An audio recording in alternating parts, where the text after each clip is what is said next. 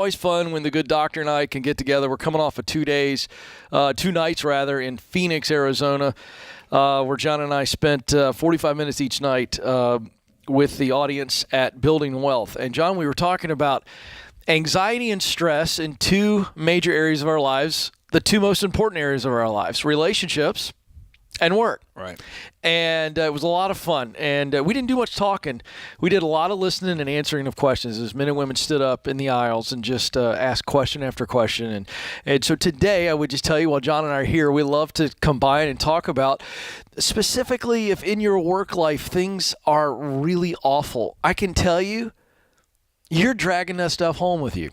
You really are, and it is having a profound impact on your relationships. So John and I want to team up and talk about the relationships, the mental health, the anxiety side of things in your personal life and in your professional life. That's our particular areas of focus, and of course we'll answer your money questions. So hey, it's a free phone call. So there you go. Jump in. Let's go to Catherine, who starts us off this hour in Spokane, Washington. Catherine, how can we help? Hello.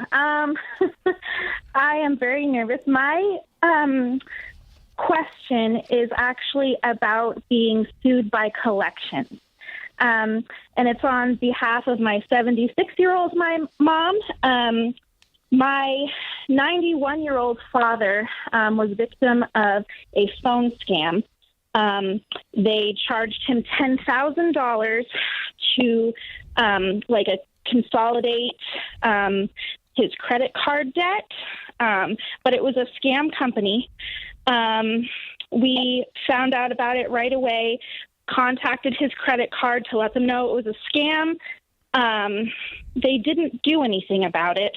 They left the charges on his credit card, and it went to collections. Right after that, they weren't ready to let go of their home phone, so it was forwarded to my cell phone so that he would not fall for any more scams.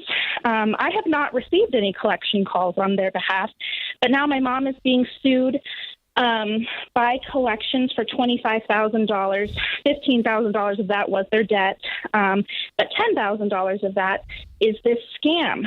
So she's going to have to go to court, and I am wondering, well, how I can help, because I intended to try to settle with collections on their behalf. They did give us power of attorney. My brother's there kind of helping them out. But what do you do when you are being sued and not all of the money is legitimate money that they spent? Did you guys ever file a dispute of charges, like a formal dispute? Yes. And they just didn't respond to that? They deny it? They stood by that, because my 91-year-old father, gave these people his credit card information, then that was a legitimate spending of the money. Even though it was a scam company, they had no intention of ever helping him out of credit card debt. Okay. What kind of documentation do you have on the scam company that can you prove to a lawyer, if you were standing in front of a judge or standing in front of John and I, could you prove that that was an actual scam company? They don't provide what they charged your grandfather for? It's my dad, but yeah. I'm sorry, your dad. Yeah. We got a letter from some random firm in New York, some lawyer. It was just a front situation, but they never provided him any services, and they just fell off the face of the earth, did not reply to the credit card company's attempts to get the money back or anything like that. Do you have an attorney currently, you and your brother, on behalf of your parents? We do not. You get a really good one. Yeah. I think this is going to be a pretty slam dunk case, but I'm no lawyer. But if I were in your shoes, I would be fighting this. The credit card company, they're not playing ball. They're not playing nice, and they're not going to. And so you're going to have to prove this. You're being sued, so you might as well play ball and win. What do you have in cash, or your parents have in cash, that if you were going to settle this, they could write a check for and be done with it? So my brother is currently living with them, helping them out. I live across the country from them. Mm-hmm. So there's limited things I can do. I'm willing to be on the phone for them. But I mean, if a settlement came up, he could do it. Do what? He could do it. I said if we could negotiate a settlement, not including that $10,000, we could come up with the money. But that's what I'm asking is, if you get an attorney that's going to reach out and first they're writing you a suit letter, right? Which is usually threat number one. It's just they sold this debt to somebody that has a front, and they're just trying to shake down your parents, right? Some of it they're shaking down for they want their money back, and that's fair, and you've said that, right? The other is they just they sold your bad debt without explaining it to the person they sold it to that this is no good, right? So I would come up with a number that you could give an attorney and say, we've got $7,500. We got $10,000 right now that we need this settled, and we disputed this claim on this date, and you're going to have to, like Ken said, you're going to be very specific. Here's when we called and made the complaint. Here's when we received the rejection. I have all your ducks in a row, and I think we're at a point now where we're going to call an attorney that would help us navigate this. Yeah. And hopefully you can have cash and say, we're going to settle it for this. We want to walk away from all this. And your granddad's 91. Your dad's 91. Who cares about his credit at this point? We're going to settle this thing and be done with it. Yeah. I guess then my follow-up question, because like I said, I haven't gotten any communication from them, and I have their phone number, is that, say my mom goes to court and they make a judgment against them, at that point, like, we can't negotiate anymore, correct? And well, if they make a judgment and then the judge says this is what the payment's going to be, it will never get to court. If you get a lawyer, they will settle out. They're never going to go to trial. Okay, the chances of that happening are so small. If you did, the judge has the ability to say, this is what she actually owes. Here's the gavel, right? But I wouldn't lose sleep over that yet. I would get an attorney that's going to walk alongside you through this process. Yeah. Thank you for the call, Catherine. It's going to be okay. I'd get a bulldog attorney, and I'd interview 2 or 3. Don't go with the first one who seems the baddest, toughest. Make sure you feel good about it, get a good idea of what you think the steps are, and then fight this thing. You've got the evidence. Thank you for the call. Don't move. More Ramsey Show right around the corner.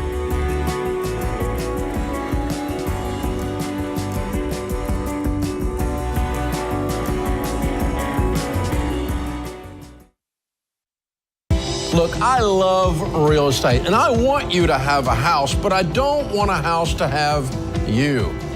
That's why you need to get in touch with Churchill Mortgage to make sure you do this right. These guys are awesome. They'll help you get on a smarter mortgage plan because they're committed to doing what's right for you. That means they check in every year with free consultations to help you stay on the right plan. They show you how to save money and interest so you can build wealth faster. They walk you through the total cost of your loan so you can make the best choice. Basically, they care. That's why we call them Ramsey Trusted. You can achieve debt-free home ownership, and Churchill is here to help. Go to their site, churchillmortgage.com/Ramsey, to start your approval or get more information.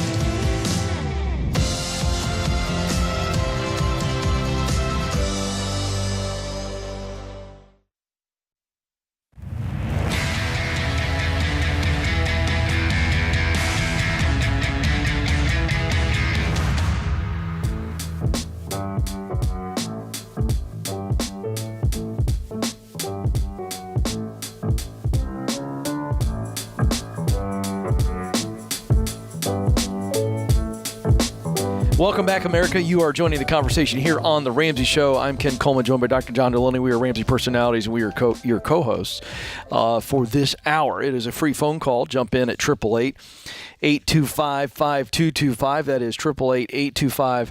888-866-5225. Have you ever wanted to hear the most popular calls from The Ramsey Show? Or do you love a good Dave rant?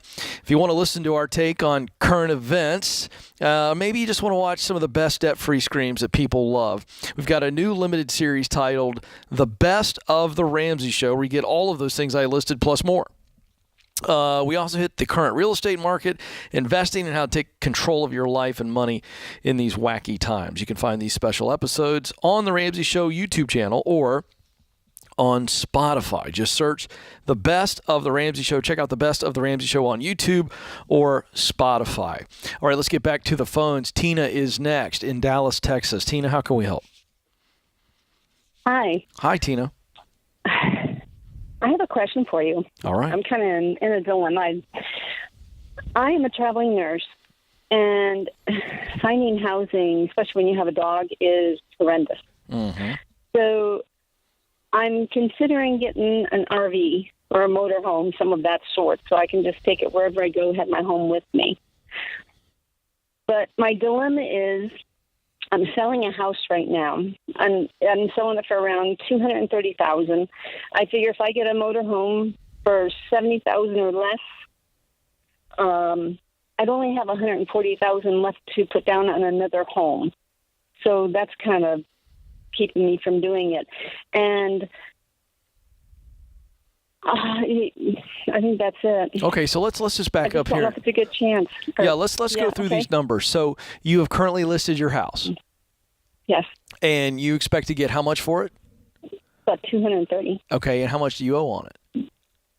Nothing. Oh, nothing. So you're going to come into cash. So $230,000 minus your realtor fees. Yes. And no, $230,000 is actually after all the fees are taken out. Okay, $230,000 would be your net. Great. How long do you plan to keep traveling as a traveling nurse? At least 2 years. 2 years. And it's just you and the dog? Yes. What's the dog's name? I feel like we need to know the dog's name. Tuxedo. Tuxedo. That's that's a great dog. Okay, so it's just you and Tuxedo. Now, if I heard you, what's that? He's a corregidor. Okay, fantastic. So, how big? I literally have no idea what that Me means. either. I just went with it. Good. You're a better person than me. Yeah. How big of an RV? Because I thought I heard you say something like a $70,000 RV. Did I hear you say that? Well, I was looking last night online, and I was looking at a Class C motorhome, and they go from. How big is a Class C? I found some for $50,000 to $70,000 is kind of the range. How big is that? Around 30 feet. Yeah, I mean, I don't. Do you have a Class C license? No, you don't need a license. No, you don't. License for that. But you don't need a RV that big. Is my point. Here's why I'm going this route. It's just you and Tuxedo. And I know, yeah. I get it. I get that you don't want to have to worry about taking care of him, and so I guess you'd leave him in the RV when you're working. Is that the idea? Or get a little fenced yard and put him in, yeah. Okay. So I just normally we don't recommend that somebody buy an RV unless it comes down to the amount of cash that you have and you have no debt and it's a small portion of your income. But in your case, as a traveling nurse, I get it. And you've got the cash. I just think that I'd be looking at a much smaller RV that's way less money is where I'm headed. Do you have any other debt? No. Yeah. I'm totally debt-free.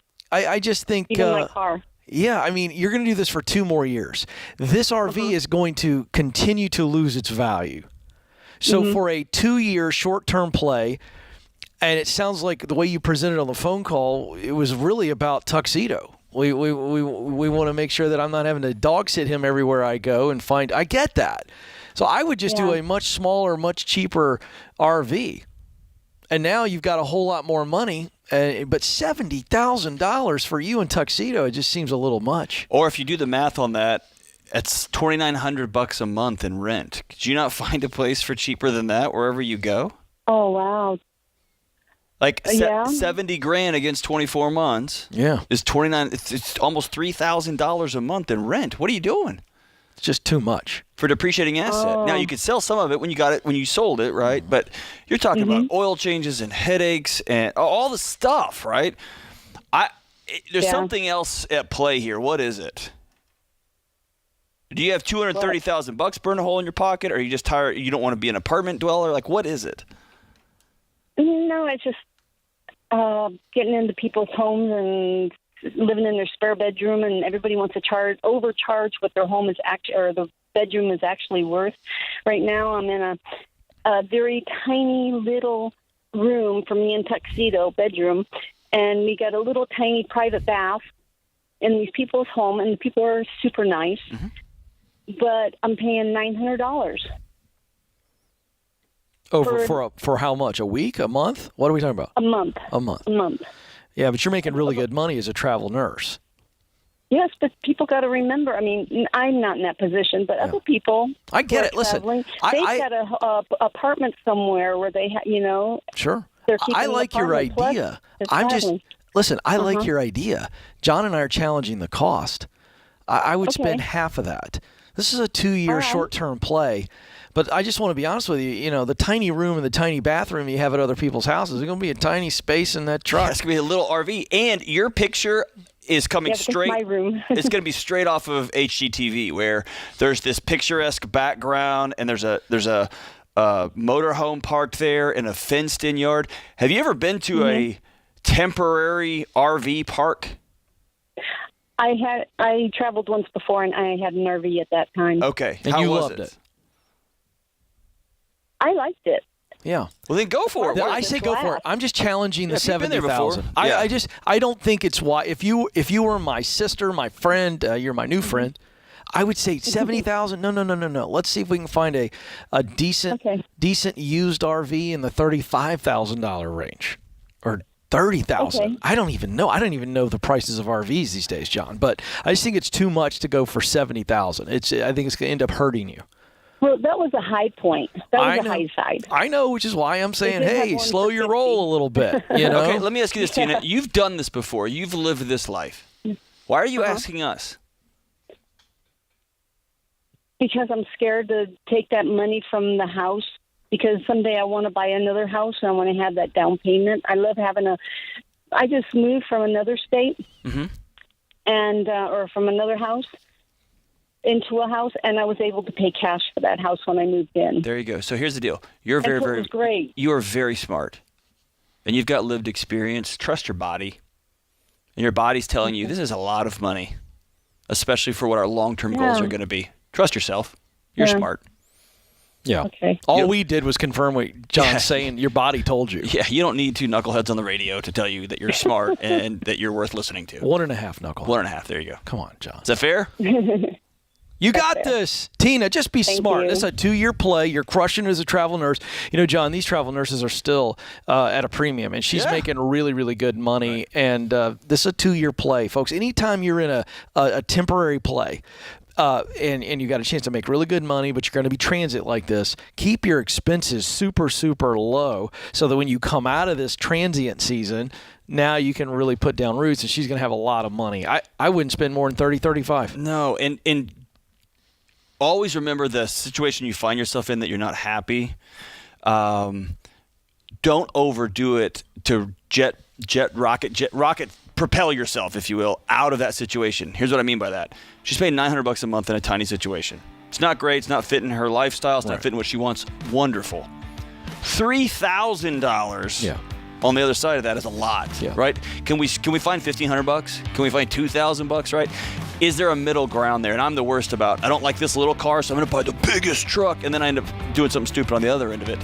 Find some compromise and listen to your body. Yeah. It usually tells you the truth.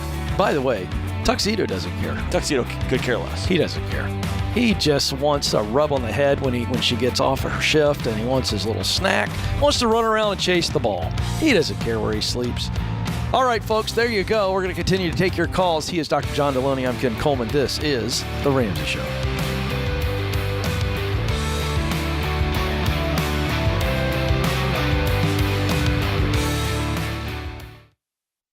Gazelle was made for you. The never-quitting, non-stopping Gazelle Intense. With Gazelle, you can say goodbye to monthly fees and experience a seamless integration with every dollar. So no matter how or where you spend, you are always in control. And since Gazelle is FDIC insured, you don't have to worry if your money is safe. Gazelle, the debit card that helps you spend and save the Ramsey way.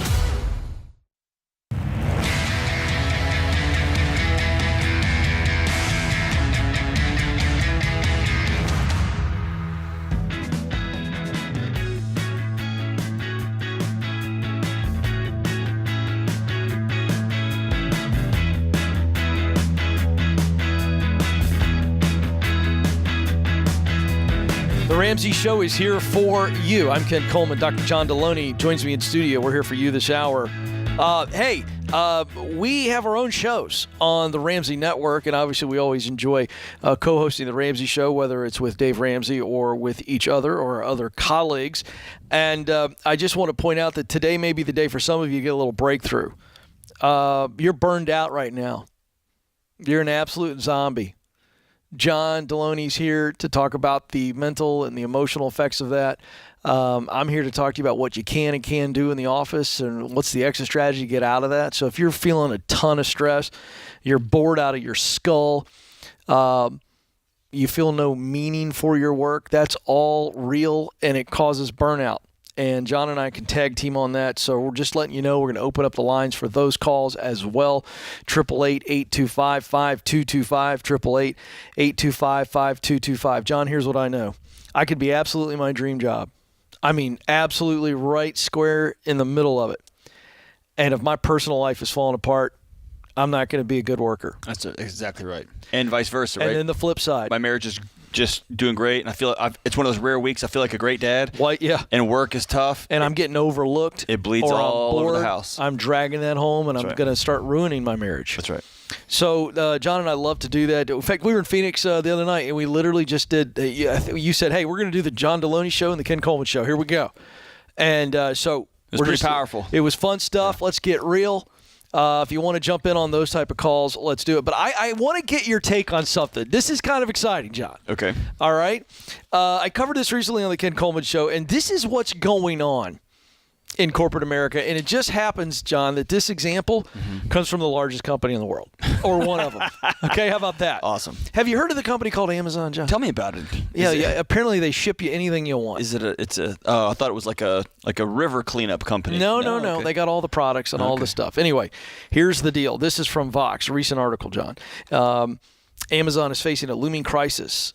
They could run out of people to hire in their U.S. warehouses by 2024. This is according to a leaked internal research project from Amazon. This is middle of last year.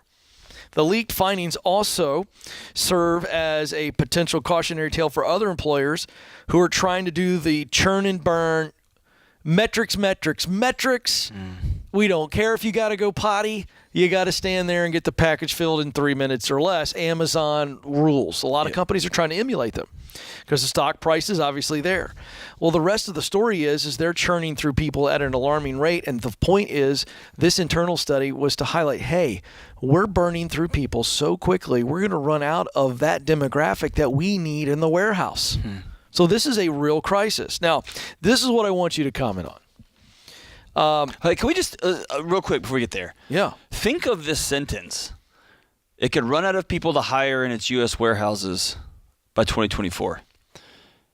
My first initial thought is, well, if your place was worth working at, you wouldn't. Well, you're exactly right. That's my first. Yeah. What do you mean we're going to run out? You mean you're going to run out of people who are going to take your crap? That's exactly right. And live substandard and be treated terribly? Then that's like your wife's going to quit going out with you. Yeah. Right? Yes. It's not a her issue. Yeah, it's a you. It's because I'm not worth going out with. Yeah. Jeez Louise. Yeah, and so that's why this is a crisis. All right, now this is their response to this. So Amazon spokespeople said the company will count on natural attrition rates to solve their current overstaffing problem. Now, I want to break that down because there's a lot of big words there, attrition, overstaffing. So here's what that means, folks. Listen to this. Amazon overhired during 2021. Obviously, people were spending money like crazy. Now we're starting to see consumer spending slow down a little bit. So they've got too many people. So instead of treating those folks with dignity and say, hey, we overstaffed, we're in a downturn, and you're part of a layoff, this sucks, like normal companies would do. Right. They're saying, no, we're going to let our normal burn rate, which means burning through people, burning them out to the point where they go, screw this, I can't do it anymore, I quit. that's how they're going to downsize their employee group. Or taking 800 of them and putting them in a room and saying, look, we particularly need help in Phoenix, and so we're offering this bonus to move people to Phoenix. We're offering this bonus to move people to fill in the blank here, right? But no, we're going to turn the oxygen down and let those of you who pass out and don't make it. That's exactly what they're doing. Solve our problems. So, and this is on the heels of Bezos earlier this year. Jeff Bezos saying we want to be the number one company to work at in the world, and their internal memo is going, "Hey, hello, we're about to run out of people. We're going to screw ourselves by burning through people too quickly." And they look at their current thing and they go, "That's fine. We'll just burn people out." Now, this is the other thing, John, that I want you to comment on. So, I want you to that view of people. Right. I'm just curious your take coming from the world you come from. When leaders view people as just this, I don't even know if you can view people as assets. And then they have more workplace injuries than any other company by miles. They've led the country in injury incidents, largely in warehouses. The pressure on the warehouse worker from the time that John Delaney orders something from your house in Fairview to the time it goes to whatever warehouse, how quickly it has to be filled, and they don't let people take breaks. I mean, it is close to really unhealthy, unsafe conditions because they're burning through people. What's going on in a company like that, and how do they look at people for real, not what they tell us? Yeah, so I think first there's a disconnect between the lived lives of your employees and that spreadsheet that's telling you you're doing a good job. And that's always a recipe for short-term gain, long-term fall off a cliff. Right? The more you focus on how happy am I right now, I'm just going to keep eating Twinkies. I'm going to keep not exercising. I'm going to watch another movie. I'm going to do this. You're going to feel good for a while. You are. And you're going to wake up and you're going to be way overweight and you're going to feel awful and your friends will have left you and you're going to wake up in ashes. And this tells me that this is a company that has gotten, like you said it best, really excited by the applause at the shareholder meeting. And they have forgotten that there is a whole bunch of people responsible for that applause. And at some point, they cross paths, right? And, I mean, this is just a control burn that's left the control burn area, and it's heading off to set the wilderness on fire. Here's the deal, folks. It's going to be a mess. Yeah, the reason we share this is because you got Amazon workers who will put up with this for a while, then they leave. And you don't have to put up with this.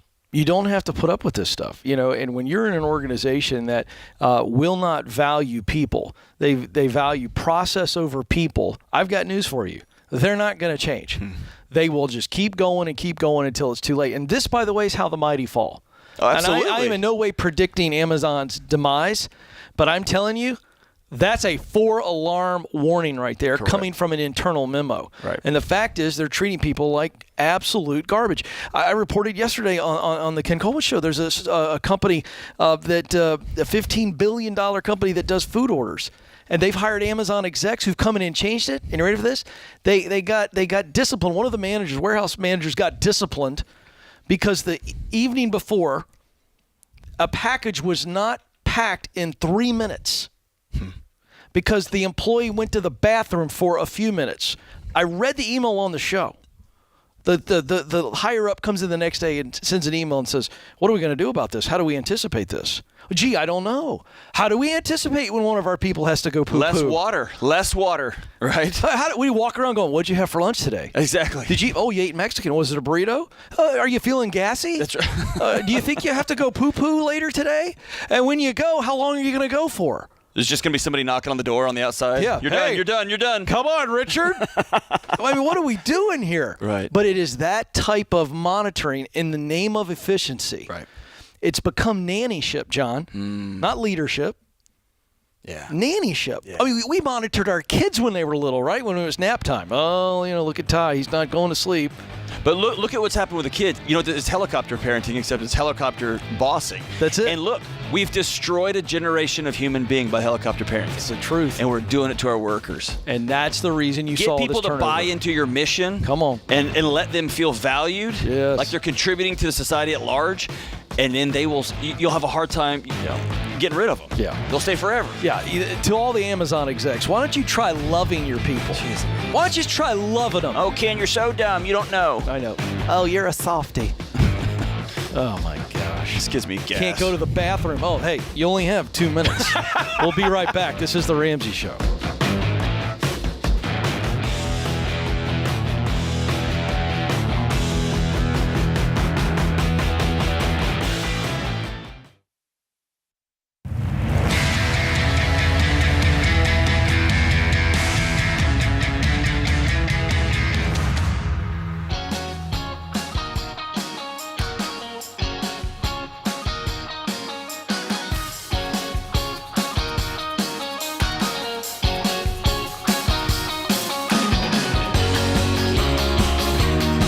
The Ramsey Show continues. I'm Ken Coleman. John Deloney joins me this hour, and we're here for you. 888-825-5225, 888-825-5225, taking your money questions, taking your mental health and relationship questions, taking your work and burnout questions. We're here for you. We want you to win in your life. Let's go to Silva in Houston, Texas. Silva, how can we help? Hey guys, thank you for the time. I have called a few times, so it's a pleasure to do so again. Great. How can we help today? Yes, sir. So the question is, I have a wonderful career. My wife does too. We both are completely debt-free, and we are wondering if it would be a bad idea to quit our jobs to pursue this business idea that we have. Yeah, that's it. That's the question. Okay. So you guys have any debt? No, we don't. No debt. Okay. We have nothing. Yeah. What kind of emergency fund do you have? We have $20,000, which translates to about 6 months, and we have $30,000 outside of that we currently have invested in relatively safe investments. Okay. I happen to be a what's your joint banker for where I work. So okay, great. And what's your joint income? Joint income before taxes is just under 110. Okay. What's the business? Yeah, you said you had an idea. Yeah. Does it mean it hasn't launched? So what is the idea? Well, I would maybe I misspoke, but it's not an idea. I actually already have it registered through the state of Texas, and it is to do DIY furniture. It's the foot furniture, pottery, paintings. Think of it like it's like a new home goods store. It's a brand that we're wanting to build, and via that brand incorporate handmade items such as DIY furniture, custom furniture, plates, pottery, paint, anything you would have used for decoration. Got it. And so what's your revenues right now, and where and how are you selling those? And what I mean by that last question is it all online? Or are you doing some pop-up shops in the area? I mean, how are you doing this now, and what's the revenue? Currently, we have nothing. We haven't started making any income. Right now, we're still in the beginning stages of building the brand and creating the online presence, getting in contact with local farmers markets and other avenues that we can use here in person to eventually sell these things. So we don't have anything. Okay, I got good news and bad news. Okay, the good news is you got an idea. You guys have put a lot of effort into it. Sounds like you guys are in agreement as a couple. We want to do this. That's the great news. The bad news is you're not going to be able to quit your job anytime soon. And I'm just trying to be realistic. I'm not trying to be in any way a discouragement to you. I'm telling you that my guess is a 3 to 5 year play. Because my advice is that we don't want to touch that emergency fund. So the emergency fund is an emergency fund. Now, the $30,000 cash that you have saved over and above the emergency fund, I like that, and I'd like to add to that. But I'd want you two to start doing this. So let's just start making some chairs, rocking chairs, or start whatever, and let's start selling it locally at farmers markets or flea markets or antique places and get a booth, and let's just prove the actual product. I love that you're thinking about brand, but the reality is I think you've got the cart before the horse here. I want to prove that we can actually sell furniture and decor and things of that nature. And so let's say that we start out in our first month, we do it on the side, and you two sit down, and I'm making this up because this is the mental process I want you to think through. So how many hours a week, you don't have to answer this, but how many hours a week can we, you and the wife, put towards this business? And let's just say it's 20 hours for sake of conversation. All right, so we're going to spend that 20 hours around just making and selling. and let's prove that. And let's say we make $2,000 the first month. Again, I'm making all this up. The $2,000 goes right into ABC bank account, whatever your brand name is, whatever your company is. And we're going to build up. And it may take you 2 years. Maybe you go nuts. Maybe in a year's time, you guys can put your $100,000 of joint income in the furniture decor bank account. For anybody to leave a stable job and go full-time into a business, I want you to have at least 6 months of your income in the bank. And that would be the soonest that I would make the move to quit your jobs and go full-time into that business. Just trying to keep it simple. I'll stop there. I hit you with a lot. Does that make sense? Any questions about that?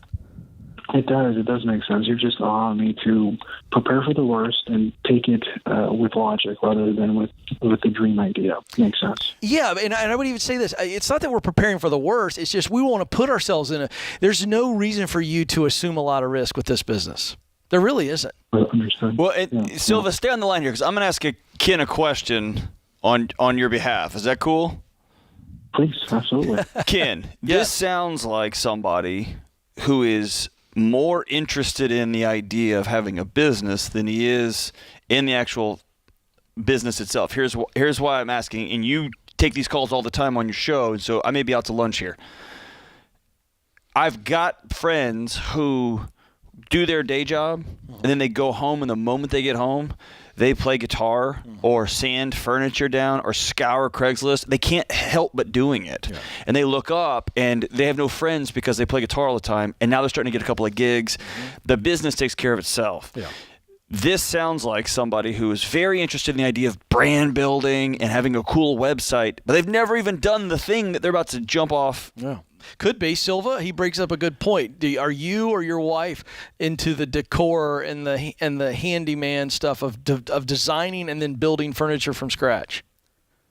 Yes. As a matter of fact, we just recently got married in April, and we needed to furnish our new apartment home. And I would say maybe 80% of everything that's there was handcrafted by my wife or DIY by us. And we've been doing this. We get a lot of attraction from family and friends, and all of us, good. I guess you could say, feeling this idea, and we thought, well, maybe we can monetize this. Yeah. And because of my background in banking, I have the foresight to take care of the banking side of things, and et cetera, et cetera. Yeah. So I think what John's hearing, and I think that was a good question because it's smart to go, okay, how much do you really care about this?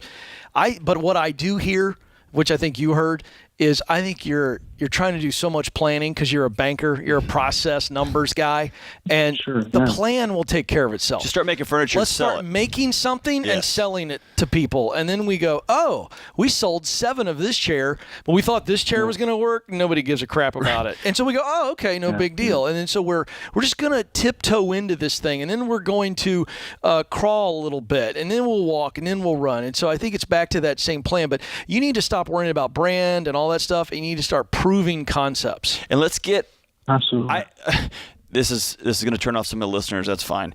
My son shot a deer last year. I just went and picked up the hide, like they made a rug out of it. Yeah. And I talked to the taxidermist today, and he said, as deer season's starting, I said, it's about to get wild. And he said, dude, we could skip this deer season, and we have a year's worth of work already in the building right now. Wow. So I'd love to see Silva along those lines. Yep. Make a bunch of chairs and have people start putting deposits down on chairs and suddenly get a year or 6 months worth of work lined up. That's it. And then you can go, okay, now I've got cash in the bank. I've got these business going. Now we're off to the races. Yeah, great point. John, for folks out there that are in Silva's situation, John made a great point. You want to get that 6 months of your salary tucked away in that side business before you even think about leaving the steady job. However, you make a very great point. Get gigs lined up, Let's man. also have a pipeline. Yes. And you should. If you're able to stack that much cash, you should have a pipeline of business. But you make a very good point. So I just want to reiterate that because we get this question a lot on the Ramsey Show. Yeah. Hey, when do we know when to move from the steady day job to the side hustle full time? Well, first of all, you have no personal debt. Okay, so you're walking the baby steps out, so you're already through baby step 3A at least, and then we've got money in the side hustle account, at least 6 months worth. That's the safe play. But to your point, a very nice pipeline of future business. Now, there's no risk here. You're off to the races, right? Yeah, and the risk is how well you manage that pipeline, right? That's different than finding stuff to eat. And by the way, friends and family will tell you they love something, but they're not going to part with their money for it, right? There's a total difference in friends and family telling you they like something and the marketplace telling you they like something. Yeah, it's so true. Hey, Silva, thanks so much. Can't wait to hear back from you at some future point. Send us some pictures of those chairs. Hey, thanks to Dr. John Deloney, James, and the team in the booth, and you, America. This is The Ramsey Show.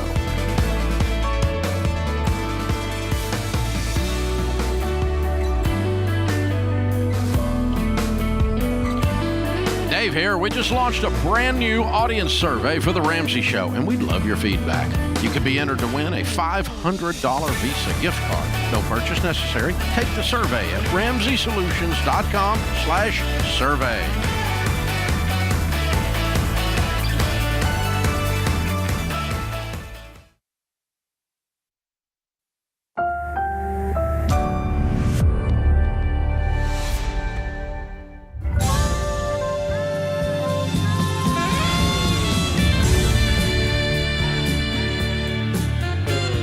Live from the headquarters of Ramsey Solutions, broadcasting from the Pods Moving and Storage Studios, this is The Ramsey Show. It's where America hangs out to have a conversation about your life, specifically your money, your relationships, your mental health, your work, your future. I'm Ken Coleman. Dr. John Deloney joins me. We are Ramsey Personalities. We host our own shows as a part of the Ramsey Network, and we team up today for you. So obviously we're going to take your money calls. We'll also take maybe those sticky work situations. Can I just tell you that we will change your name and location if it's particularly sticky, but John and I like those.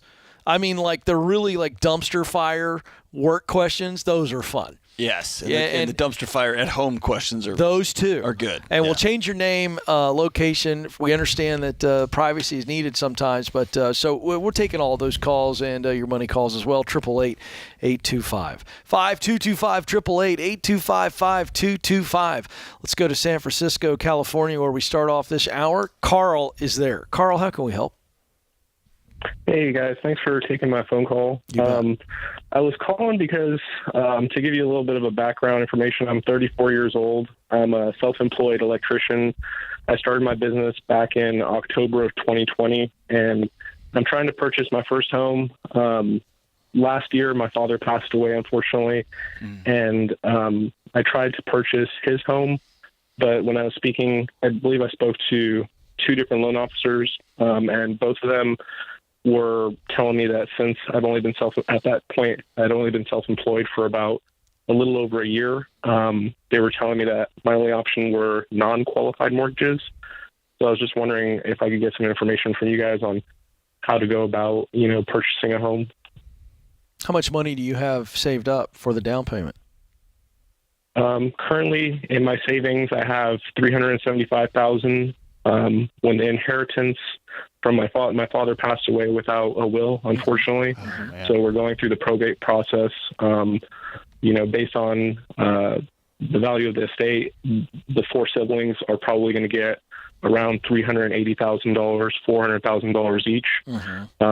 So there's what kind of about that much. Yeah, so you're in the San Francisco area. So what's the price of a home that you're targeting?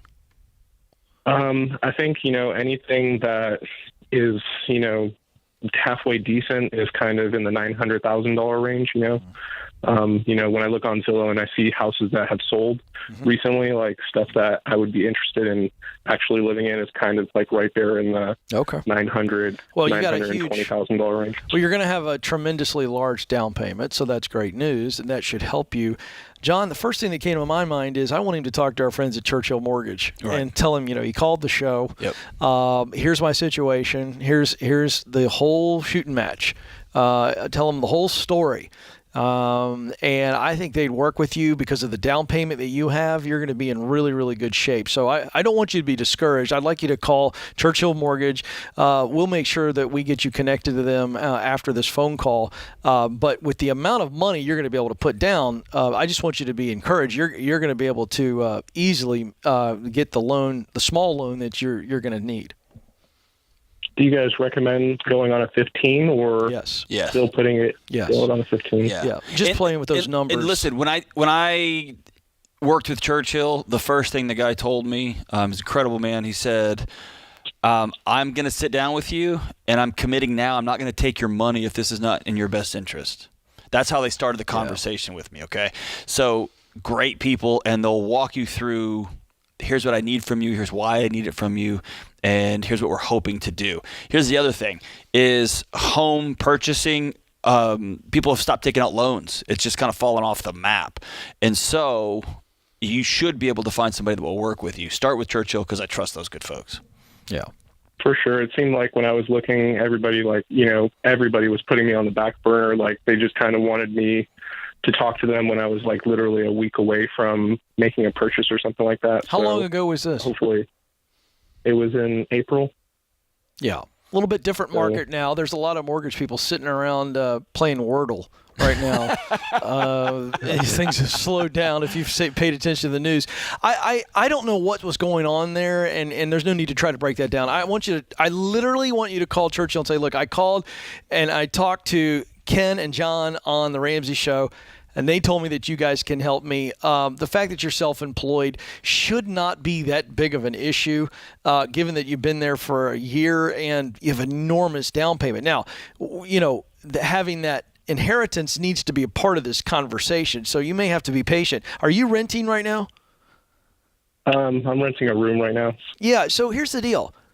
Relax, and not to say that you're not, but let's get that inheritance. Let's get that big nest egg, because that's going to be that big down payment, and that's going to be your, I would believe, guarantee to get a mortgage. And a small mortgage, 15-year, because you're going to pay that off quickly. You're going to have a tremendous rate on that, and you're going to pay that off, and you're going to be crushing it. Hey, I want people to hear your story.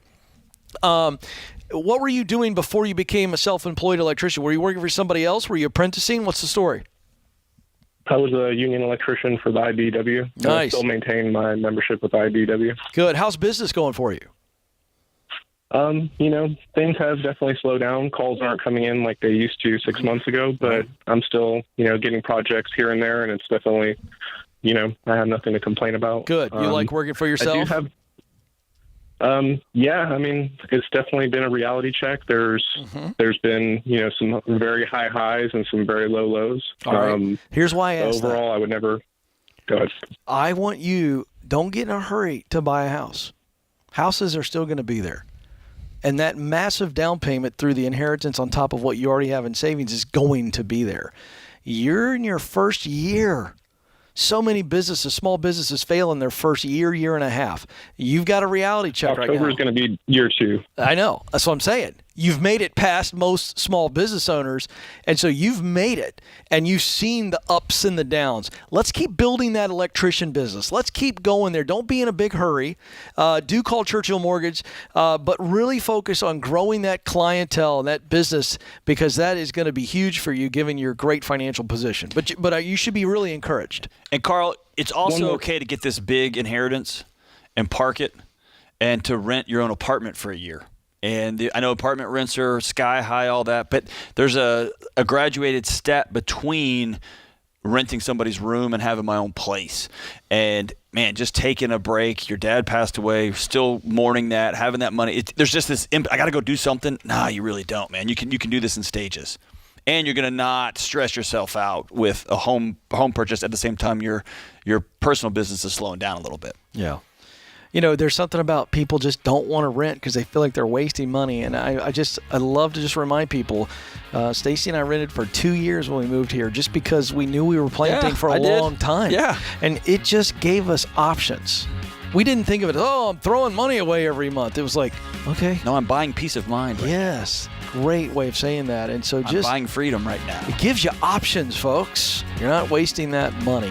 All right, thank you so much for the call, Carl. We love small business owners. The best is yet to be for you, my friend. I promise you that. And call Churchill Mortgage. They'll help you. All right, don't move. More Ramsey Show and more of your calls coming right up.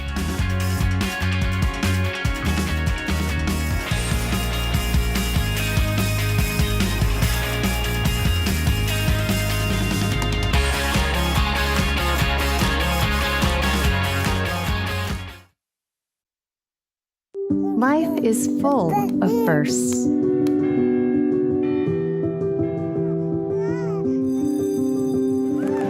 As the first first and longest-serving Christian health cost-sharing ministry, CHM has shared medical expenses for its members since 1981. We believe you should have the freedom to focus on your health while being supported by a community of believers, giving you the opportunity to create many more firsts.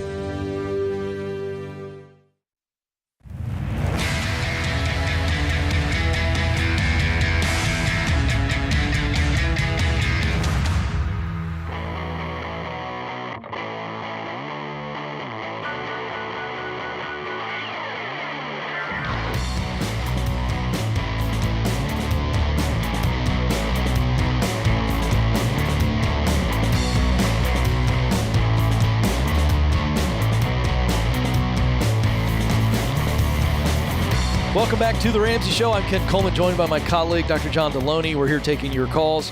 888-825-5225. That's 888-825-5225. Let's go to Doug in Sacramento, California. Doug, how can we help? Hi, Ken. Hi, John. How are you guys doing? We're having a blast, Doug. What's going on? I'm in a not great situation, and I'm trying to get some advice. Hopefully some advice that saves me from going further into debt. Okay. A couple years ago, we can't give you that advice. You just have to choose to not go into debt. All right, now go. Okay.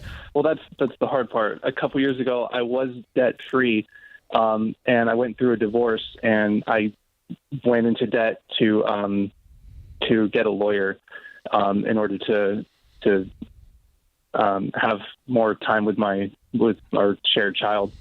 And ever since then, it's just been a struggle to survive. I'm in a new city. I don't have anybody else to help me take care of him.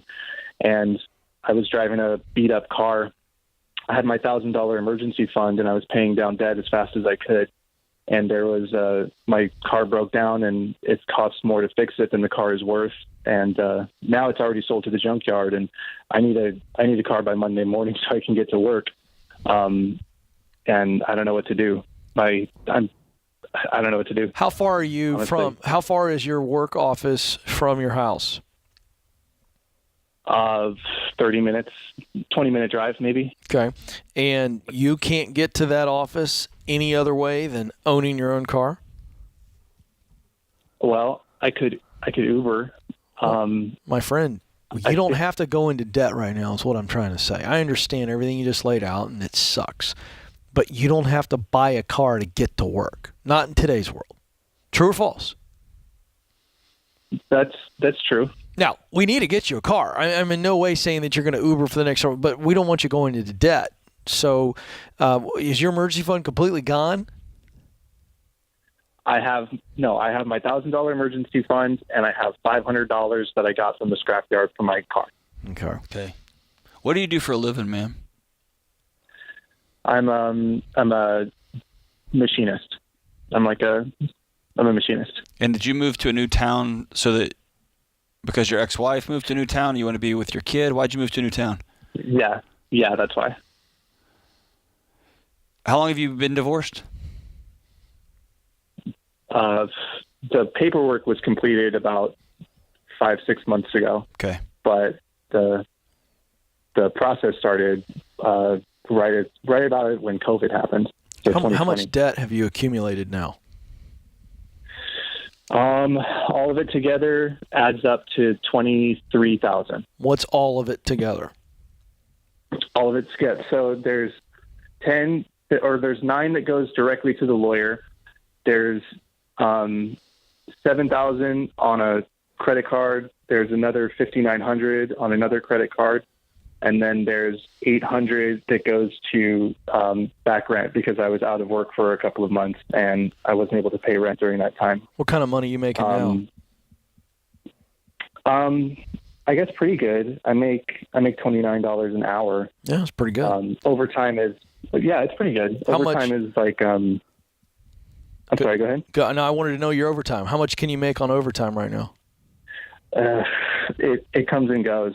It's not very when it's there. I work it, but it's not very dependable. Right. I do have a side.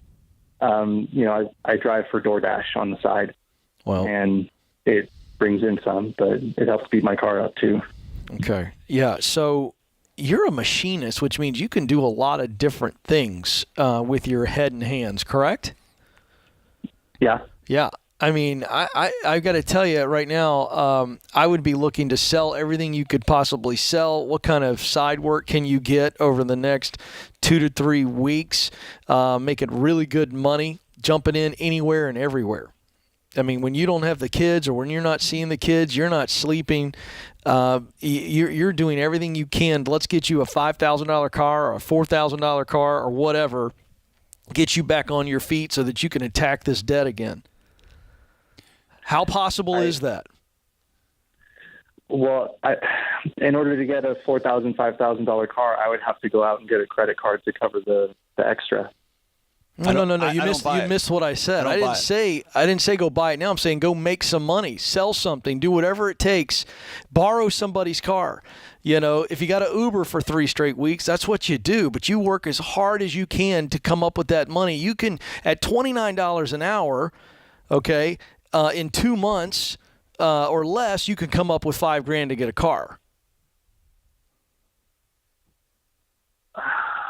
In my mind, the car has to come before, because I don't know how I would get to all the places that I'm going to do the work.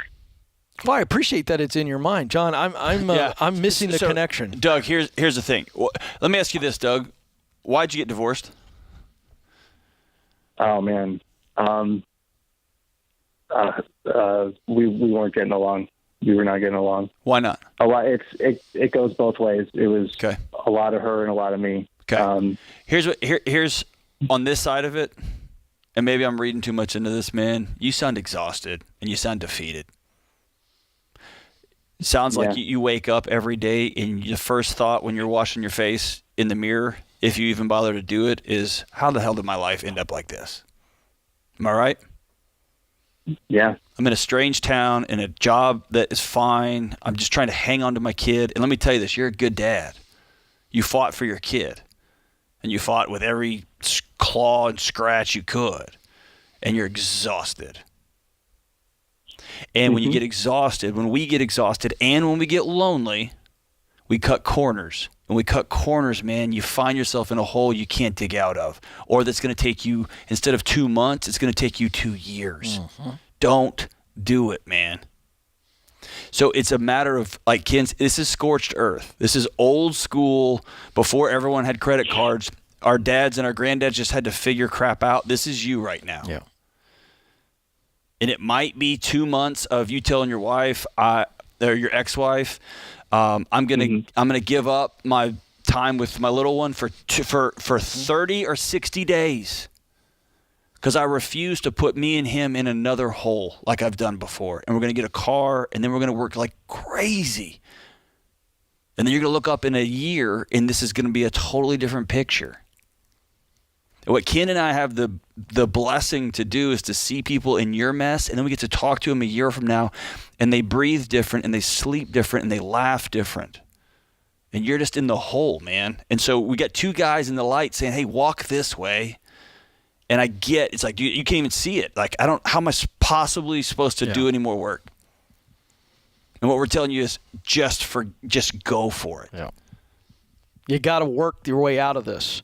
You don't want to add another $5,000 in credit card debt at whatever interest rate you're already at, when you can bust it like we're telling you, and you can buy a decent little car for $4,000 or $5,000 that'll get you from point A to point B. Or $2,000. Do it for $2,000. Yeah. Get a piece of junk for $2,000. Yeah, and stop door dashing. Mm-hmm. That's DoorDash.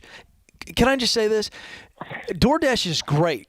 All work is worthy, but for you, a machinist, I wish I could do stuff that you do. I could be so much more valuable for Stacy around the house, but I'm an idiot, okay? I can't fix anything. But you are so talented and you are so needed. You could find work all over the place. Side jobs here and there using your skills. True or false? Yeah, Come on, Doug. Come on, Doug. Yeah. Do you believe you're talented or not? I'm good with. No, I do. I could do so much more than I'm doing. Then go do right so now. much more. So tied down. You do.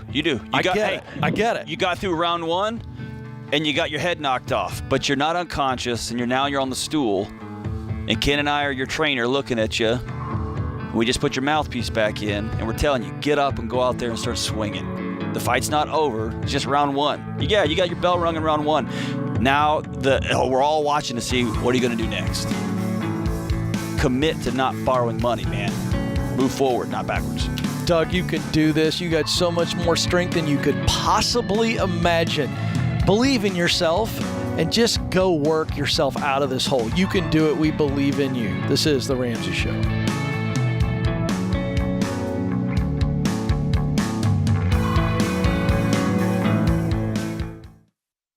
I say it all the time. If you're a business owner and you don't know your numbers, you don't know your business. And when markets are shifting, it's even more important.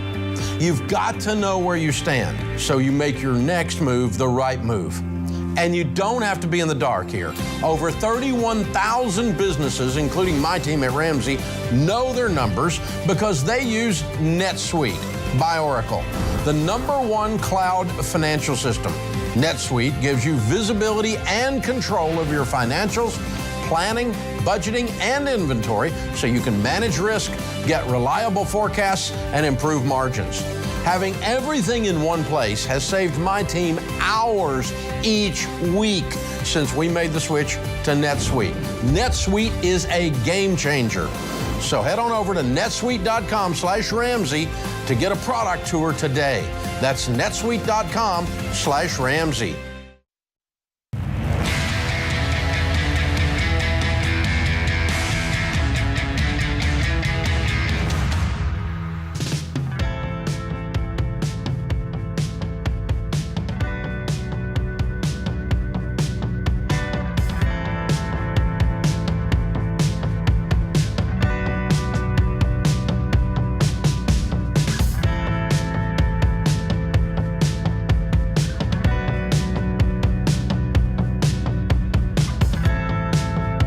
Welcome back to The Ramsey Show. I'm Ken Coleman. I'm joined by my colleague, Dr. John Deloney, and we're thrilled to be here with you today, taking your phone calls, 888-825-5225. That's 888-825-5225. Let's go to Los Angeles, California, and Drew is there. Drew, how can we help? Hi, Ken and John. How are you doing? We're having a blast. Drew, what's going on? So I have a question about a will. In 2014, my grandfather died, and he had a substantial amount of wealth. So fast forward to today, and the way his will was designed was that it was supposed to be divided up amongst half to take care of my grandmother, and then half was supposed to go to my dad and his sisters. However, my grandmother did not want to honor my grandfather's will, so she went to the executor of the will, asked if she had to do it, and they went to a lawyer. Somehow they changed the will, and that will is not being honored. I was wondering if this was legal, or if if my family should be looking to take action on this, or what would you suggest? Well, so she hired a lawyer, and you said went to the executor of the will.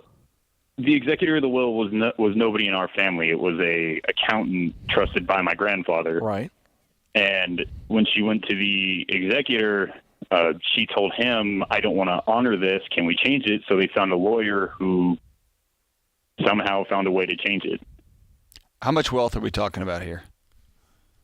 I don't have an exact figure. I know that it's a very substantial amount. Substantial, like $1 million. Substantial, like $100 million. What do you guess? Probably north of 5-10 million. Okay, here's what I'm getting at. I've never heard of what you've described, and I spent my career around attorneys. I know a lot of people don't want to honor a will, but that's what a will is for. It's a legal document. So if you have reason to believe that something nefarious happened, like somebody went and changed somebody's will and is channeling money elsewhere, then you can go get an attorney and fight that. That's your legal recourse. I'm kind of torn because, that's a declaration of war against your family, right? But also your grandmother doing that is also a declaration of war against your family. So, it's kind of tit for tat. Yeah, I just am curious, John. if the lawyer can't do it, I mean, yeah, I've never heard of so this. I don't know the rest of the story, and I'm not sure you know the rest of the story. Meaning, when the lawyer who was hired by the executor and grandma got the will changed, did it go before a judge? So as far as I know, no. However, apparently there was a legal loophole where my grandmother did not have to honor this will. I've never heard of that. We're not legal experts. So we can't. Right. There's very little we can do other than to say, if you want to challenge this, you want to sue your grandma, go for it. Go get a lawyer and tell the lawyer the story. But you better have your facts before you start spending lawyer money. You don't have a claim to the suit because you're not a beneficiary in the will. Your dad does. So your dad's gonna have to sue his mom and get to the bottom of it. That's right.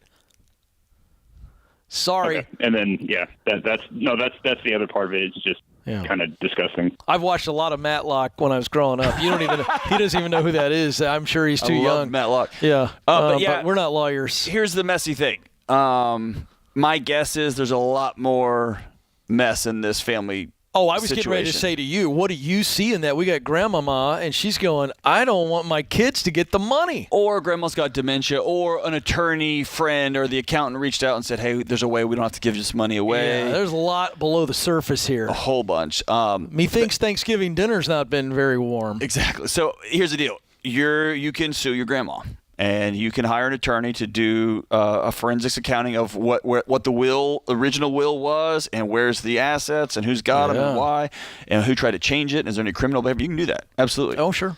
And Thanksgiving's different forever. It's already different. I think now, it right? already so is. It already is. Probably hadn't been very nice for a long time. That's right. That's unfortunate. Sorry, brother. Yeah, sorry that we aren't legal experts, but I would talk to Pops, and he needs to fight if he wants to fight. And reach out and get an attorney. Yeah, let's get to Cincinnati, Ohio. Brady is there. Brady, how can we help? Hey, Brady, how you guys? Sorry. You're Brady. You're Brady. What's going on, man? We're doing great. How can we help? So, my grandpa had told me about Dave Ramsey a couple years ago. Didn't really listen. Didn't really think I would need it. And then I find myself almost $400 negative on my bank account. So I start looking at Dave Ramsey finally, and I've been looking for about a week now. My wife's on board with it, but we just have absolutely no idea where to start. All right, give us a picture. For a push or some advice. All right, okay, we'll give you some advice within the baby steps, which are pretty simple to understand. Give us a picture of what's going on with you financially. Let's start with debt. Okay, debt. So we've got mortgage about $150,000. I've got a truck of about $40,000, which I know is ridiculous. That's probably the first thing I need to take care of. Yeah. Well, let's stay right there. Let's get some momentum on the truck. How much is that truck worth? It's only worth about $37 private sale based on Kelley Blue Book. All right, keep going. $40 on it. Okay, keep going with the car. What's the car? Okay, and then my wife's car, it's worth like $13. She owes about $9 on it. Mm-hmm. So we've got a little bit of equity in that one. And then we've got various credit card debts, personal loan, and then a lot of medical debt as well. How much credit card debt? Total, like $5,000. Okay, what's the medical debt? I have to get it all together, but I would say probably close to $10,000, maybe a little bit under. $10,000. Okay. All right, and what do you have in savings? Any cash? I've got no savings in cash. All right. What's your income? I make about 46. I get a raise in 9 days, and I'll be making 56 a year. Does your wife work outside the home? She only works every Friday and gets paid $100 every Friday. Do you guys have kiddos? We do. We have 2. Okay. All right, John, you want to walk you through the baby steps? Or, is this tag team here? So first thing we're going to do is, oh, man, you got a mess on your hands. Actually, you got a mess on your hands, but you can start cleaning this up today. So here's baby step 1. You're going to sell some stuff and get $1,000 in the savings account. Full stop. Okay, and we are working on that. We've got everything on Facebook Marketplace. There you go. We can part with. Everything. I want those two kids to be like, are we going on the marketplace? Right? That's the goal, right? Everything. Right. Your old guitars that you're like, no, dude, I'm gonna get the band back together. You're not right now. You're not right. You got 2 mowers because you're that guy. Sell one of them, right? Whatever you got to do. You've got a truck that is about your annual income. That's what you owe on it. That's Correct. Insanity. You know that, right? I know. I 100% agree. I would probably, 100%. If I found myself in your situation, I would go down to take both cars and sell them both and leave with 2 old used Camrys. That's what I would do. Okay? This is an emergency situation. You got 2 little kids and you've got negative dollars in your checking account. This is not a time to be like, yeah, but I know that, man, you're a long way off from that. Got it? Right.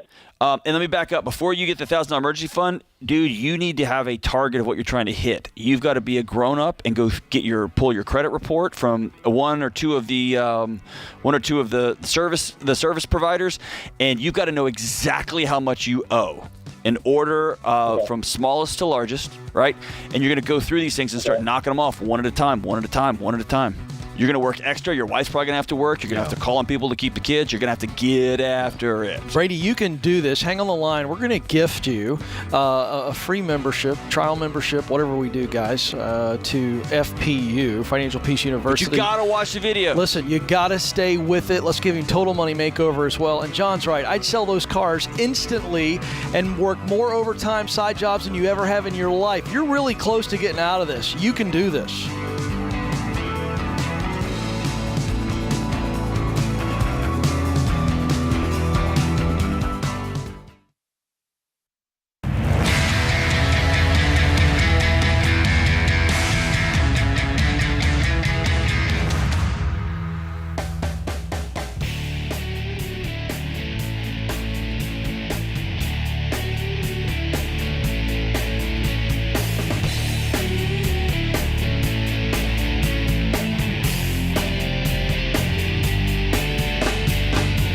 Welcome back to the Ramsey Show. I'm Ken Coleman. My colleague is Dr. John Deloney, who joins me this hour. 888-825-5225 is the phone number, 888-825-5225. Hey, listen, folks, we want to know what you think. We really do. And who doesn't love their own opinion? Yeah, it's what I used to love about the old school, like, Tonight Show when Jay Leno would, they'd take a camera out on the street. You stick a microphone and a camera in someone's face and ask them anything, most people are like, no idea what I'm being asked, but I'm going to answer anyway. That sounds like the internet. Yeah, we don't want that kind of opinion, but we do want those of you who love the show, who digest the show however you do, to give us your feedback so that we're bringing you more of what you want. So one way you could do this is by answering a few questions in a new show survey we just launched. You can check it out at RamseySolutions.com/survey. That is the website, RamseySolutions.com/survey. It only takes a few minutes, and we're going to try to incentivize you. A $500 Visa gift card is up for grabs, and I guess you become eligible for that when you go to Ramsey Solutions, can't talk, John, .com/survey, RamseySolutions.com/survey. Tell us what you think. Be kind. Be gentle. But be honest. Actually, be honest. I'm not going to read it. Somebody else does. They'll read it to us. They'll tell us. Yeah. Yeah, it's great. All right, back to the phones we go. Pittsburgh, Pennsylvania, home of the Steelers. John is there. John, how can we help? Hey, guys. How you doing? Thanks for taking my call. You bet. What's up? So a couple questions, both kind of revolved around pausing the baby steps if possible. One is about getting a house. We have a house. It's a townhouse, and we're looking to upgrade 2 kids, boy, girl. We only have 2 bedrooms, so we want them to have separate bedrooms eventually. And then emergency fund, if I dip into it, do I pause the baby steps to pay it back? Well, first, don't dip into your emergency fund for something that's not an emergency. So we just dipped in. It was a surgery my wife had. Would that be considered? It was a few $1,000s, and we didn't know if we should cash flow it, which it might take a little bit of time, but they started to come in, so we took a couple $1,000 to start to pay. I would not call that an emergency if you could cash flow it. And remember, emergency fund is for that true emergency. Something comes out of nowhere, and we didn't plan for it, and it is a significant expense, and so it needs to be paid and needs to be dealt with right now. That's how we would define an emergency. Am I right, John? Yeah, I had a procedure done a few weeks ago, but I knew it was coming a couple months in advance, and so my wife and I prepared for it. So it is what we didn't know was coming, so I didn't know how. Okay, sure. Yeah. I mean, if you all of a sudden you need emergency surgery, or hey, you have to have surgery next week. Yeah, that's what the emergency fund's for. How much did you take out? It was $3,000 out of it. All right. So are you asking if you pause the baby steps until you replenish? Yeah, do we pause? Because we could pay it back within a month if we. But do I pause the investing in my kids' college and those things to pay it back real quick, or do we just slowly cash flow it back? No, slowly cash flow it back. You wouldn't pause the rest of the baby steps. I mean, it's $3,000. You guys are doing okay, correct? Right. Yes. Yeah. We're about a year out of debt. Good man. Good for you, man. Listen, John. I know what you're talking about. I had an idiot moment. It's probably worth sharing. I had a small leak in my living room, John, in the corner. Have I told you this story? Yeah, and I love idiot stories. Yeah, well, I am good at these. So the long story short, John from Pittsburgh and John here in the studio is we had a leak in the wintertime. It was the corner of the roof right in the living room, and I started to see one night a little bubbling up, and I was like, uh-oh. And we'd had heavy rain for 2 or 3 days. And so I went up like Clark Griswold up in the ceiling in the attic and made it all the way across, walked across the boards, in my moccasins, like a complete idiot, And I saw where the leak was. Okay, it's not a disaster, but we got a nail hole or something. I'm going to have to call the roofer. On my way back. Yeah, you know where this is going, don't you, John? Right through. Yeah, I had some Flex Seal that I sprayed. You know that guy that yells at you can put your boat back together? Yeah. I bought that. I thought, well, that'll keep it until.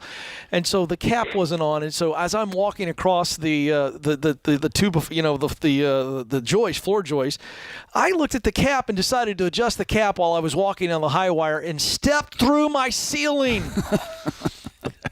About broke my leg. I mean, it was disastrous. I'm not kidding you. Like half my leg is hanging through our living room ceiling.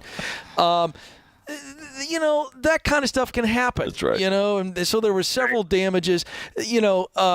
That's what the emergency fund is for right there. That's what the emergency fund is for because I needed it fixed immediately, and we hadn't budgeted for it. We could have cash flowed it and moved the budget around. The point is, small amount out. Yeah. But I hate touching my emergency fund is my point. Makes me crazy. So, John, I totally get where you're at. I always like to replenish that emergency fund when we have to use it almost immediately because I hate using it. However, in this case, don't pause the baby steps. You're going to replenish it pretty quickly.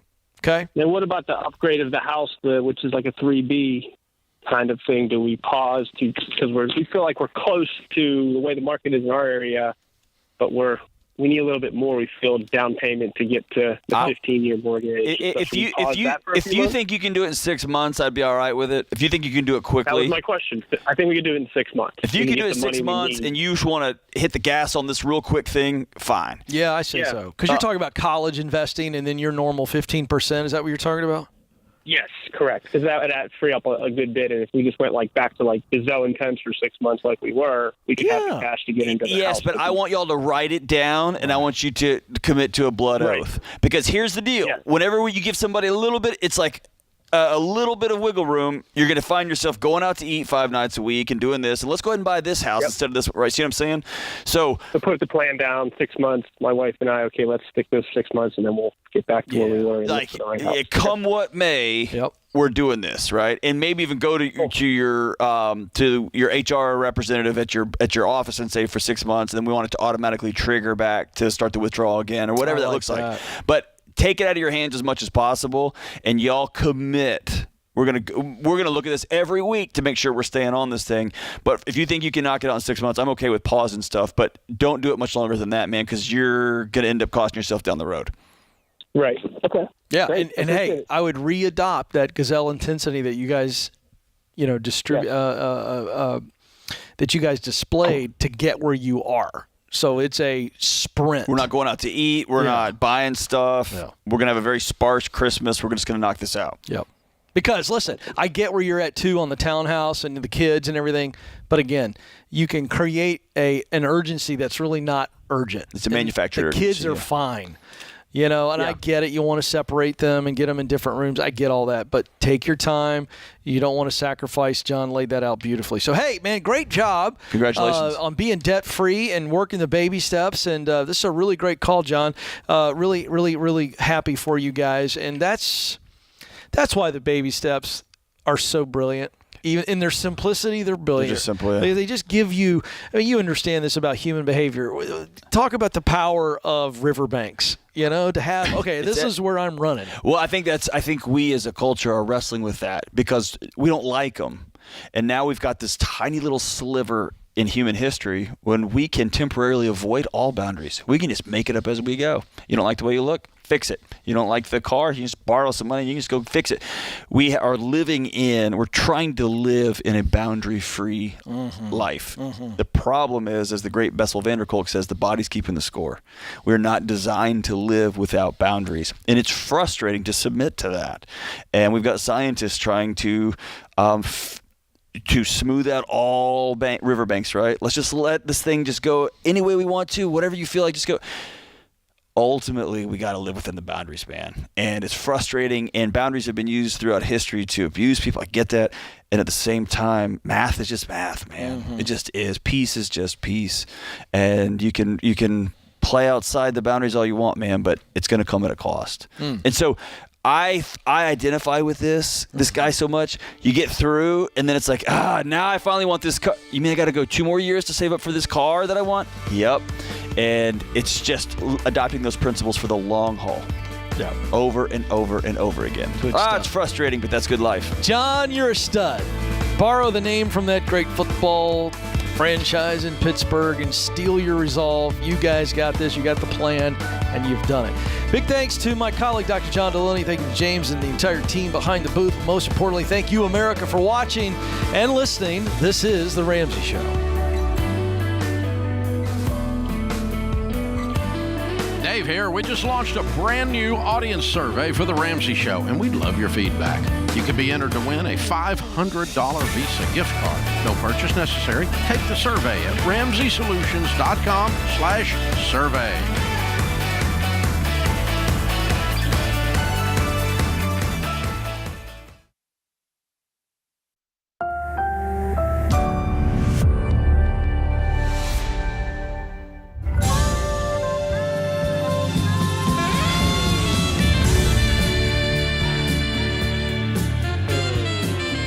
Live from the headquarters of Ramsey Solutions, broadcasting from the Pods Moving and Storage Studios. This is The Ramsey Show. It's where America hangs out to have a conversation about your life, specifically your money, your relationships, your mental health, your work.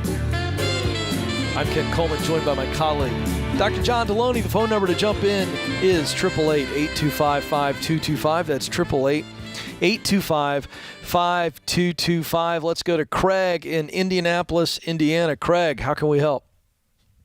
Hey, Ken, John. Thanks for taking my call. You bet.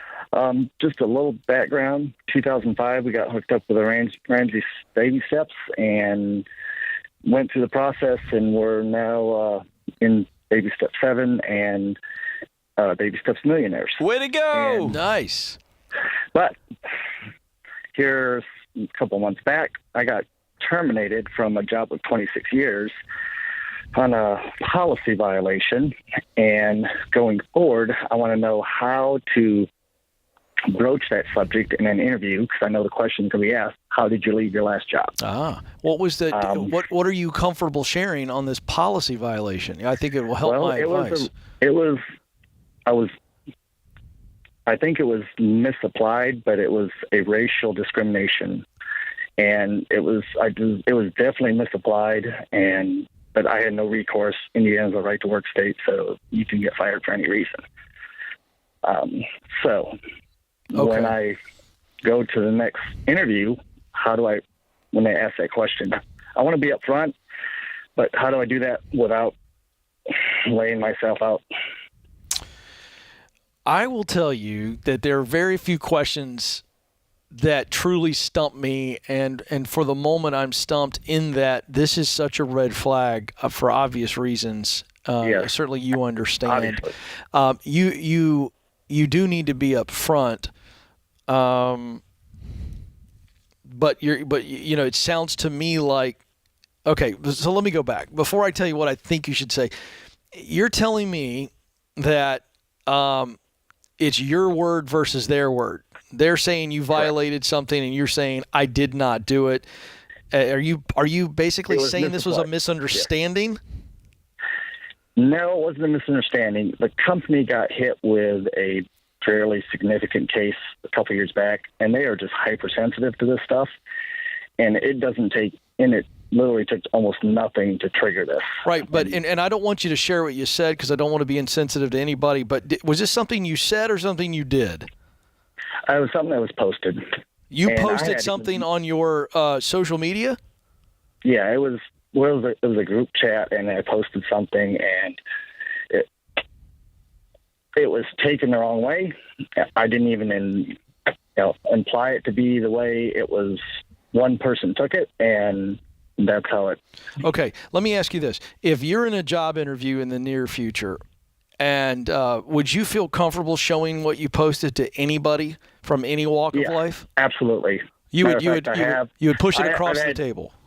Previous coworkers say what happened because they're being real quiet about it, and I've had previous coworkers ask me, "Well, what happened? We don't understand why you're gone." So, and I show them, they shake their head, they just are in disbelief that I was terminated over that. Well, then part of me says that, because if you start getting too gray about this, they're going to check your references. You have to assume that they're going to check your references. And so what you don't want... my references are stellar. I mean, even my supervisors and everything will give me the utmost high recommendation. Okay, wait a second. I know you're chomping at the bit, but let me ask you this. If you go interview for a company, ABC, all right, and they call your past company where you were terminated, you're telling me that the people who terminated you are going to say great things about you, and they're going to say... Management terminated me, not my direct supervisor. Okay, but my point is that you're going to have to plan for this. So I don't want to get cute. I don't want to try to describe or coach you on some sort of dance. I think you're going to have to deal with this. So I think you're going to have your post, and I'd print it out, and I would say, here's what happened. And I've learned, now here's the deal. I would show them the post, and then I would also say, here's what I've learned. Even if you stand by what you posted, even if you think that you were wrongly terminated or that you were misunderstood or somebody was too sensitive, it doesn't matter. I would go, here's what I posted. Here it is. Here's who I am. Here's what I learned. And I would just own it and say, but for 26 years, I had a stellar performance, and then I would just focus on the positives of why you want to be there. I just don't, John, am I missing anything? Yeah, here's the one thing, Craig, that's bothering me is you have a very victim-centric mentality. Okay? How so? Well, I don't even know. And even if that, you said it best, kid, even if that's how it happened, it comes across as manipulative and disingenuous.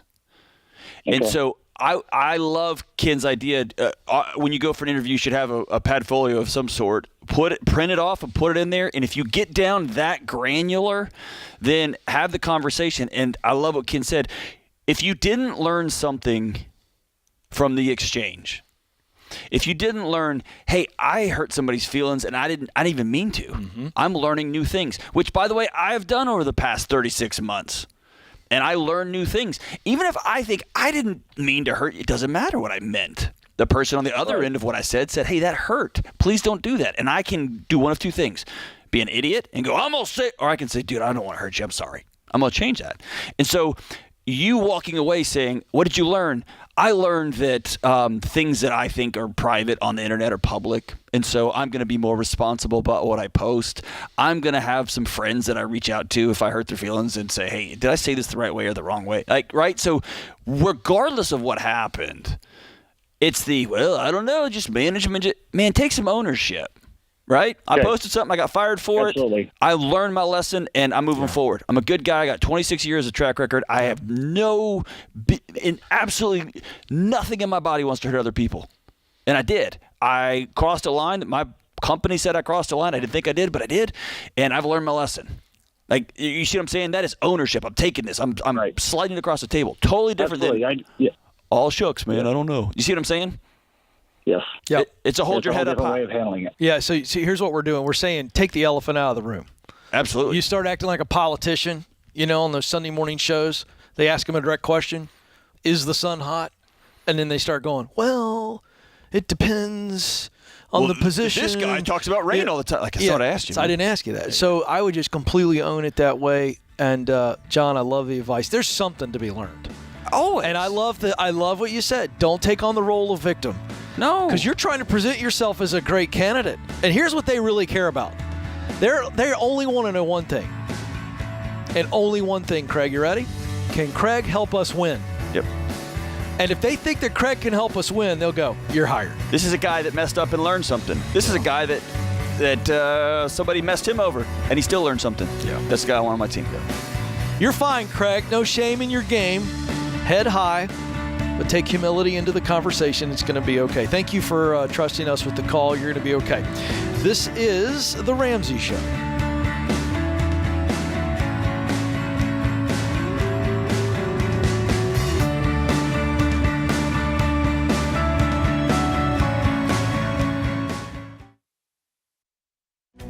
If you're looking for ways to update your home without blowing the budget, I've got it. For years, I've been telling you about our friends at Blinds.com. Blinds.com makes it simple to shop top quality blinds, shades, and interior shutters from home with easy online ordering and free shipping. With Blinds.com, there's no need to renovate your entire home. Just change out what's on your windows with upscale choices like faux wood blinds, cellular, and roller shades, or even outdoor shades. Plus, Blinds.com guarantees the perfect fit, whether you do it yourself or you have them measure and install everything for you. Shop their latest looks and see how much you can save at Blinds.com today. The easy and affordable way to make your home more beautiful is Blinds.com.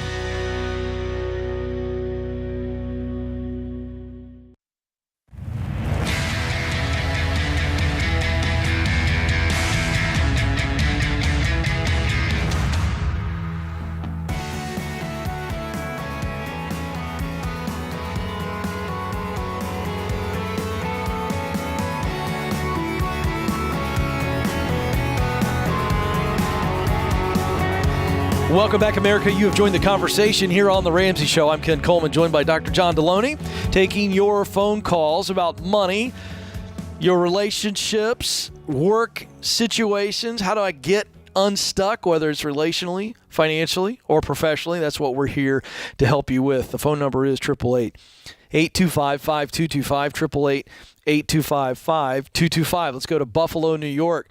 Adam is there. Adam, how can we help? Hey, guys. How are you doing here today? We're having a blast. How are you, sir? Not too bad. A little stressed, so hoping you guys can help me out here. All right. Just to give you a little bit of background here. So earlier this week, my mother came to me and asked me to help her with their finances, doing a monthly budget and getting things in order as well, too. Going over some general information with her, I found out that they have about $65K in debt, but they're also looking to retire in the next 3 to 5 years. And I told them to go to a financial advisor.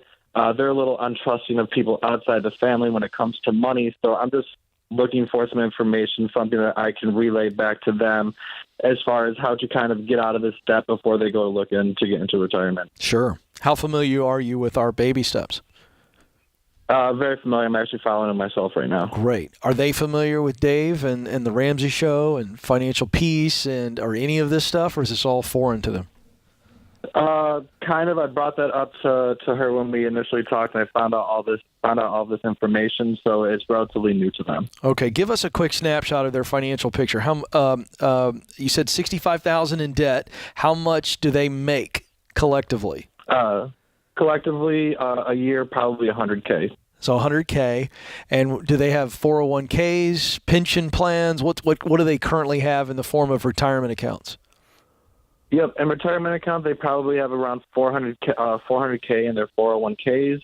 And then with pensions combined, when they do retire, they'll probably be making $2,100 a month with their pensions. And what's their housing situation? The house is paid off for, but they do have a home equity loan that the $65K is tied up in right now. Okay, and then what is the rest of the $65K? Home equity loan, what else? Home equity loan. With the home equity loan, they put a couple, I believe, like 5-10 years ago, they redid their kitchen, which is probably, I believe, around between 30 to 50K. I don't have that. Oh, okay. I'm sorry. Number. So the 65 is just the HELOC. There's nothing Correct. outside of Yes. that. Correct. Oh, okay. Gotcha. All right.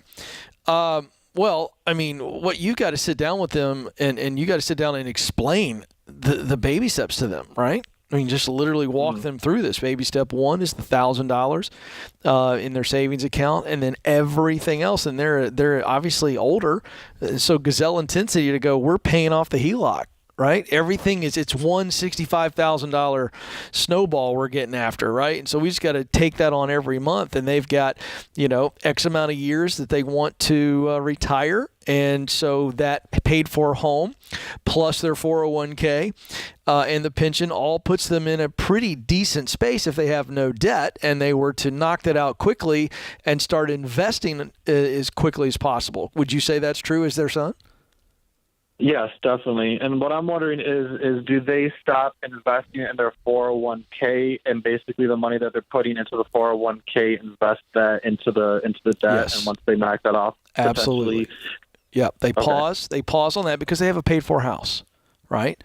And they've got a pension coming their way. So pause everything, and they are knocking this out. And walk them through this. Help them with a budget. If they're willing, and I don't hear that there's any tension on this, sit down with them and do a basic budget with them. Walk them through FPU and get them hooked up on every dollar. Literally do it with them and get them automated to where every extra dime is going into that HELOC, and they'll knock that out pretty quickly. And if either one of them can get some overtime or some side work, or how much could you sell? Do they have 10, 15 grand of stuff laying around the house? I mean, that's the gazelle intensity to try to knock this out sooner rather than later. Gotcha. Yeah, and they have about $4,000 in their savings account. Should we drain that down to the 1K that you guys talk about? Baby step number one, put that towards the 65K, and then look to invest in that later. Yep, today. So now they're down to 62. Show them that. And Adam, I would start the conversation with, you guys have this end goal of retiring sooner rather than later. You're going to have to change the way you live to do this safely and smartly. Gotcha. That's how I see it affecting their daily life and it will and stuff like that as well too, and tension on their marriage as well. And so I just want to see them financially free and get back to the happy-go-lucky selves they are. You can't want this more than they do. Correct.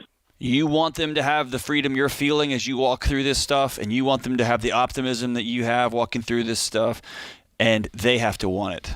You can't force it on them. You can't make them do it. You can show them reality, which is you've got a math problem here, and y'all are going to have to change your lives a little bit if you want. And here's what retirement's going to look like, by the way. Here is your budget. So when my mom was talking about, hey, I'm starting to have a conversation about retirement, the first question I asked was, can y'all afford to do that? Because you want to retire all you want. That's a math problem first. And then an identity and what am I going to do next problem second.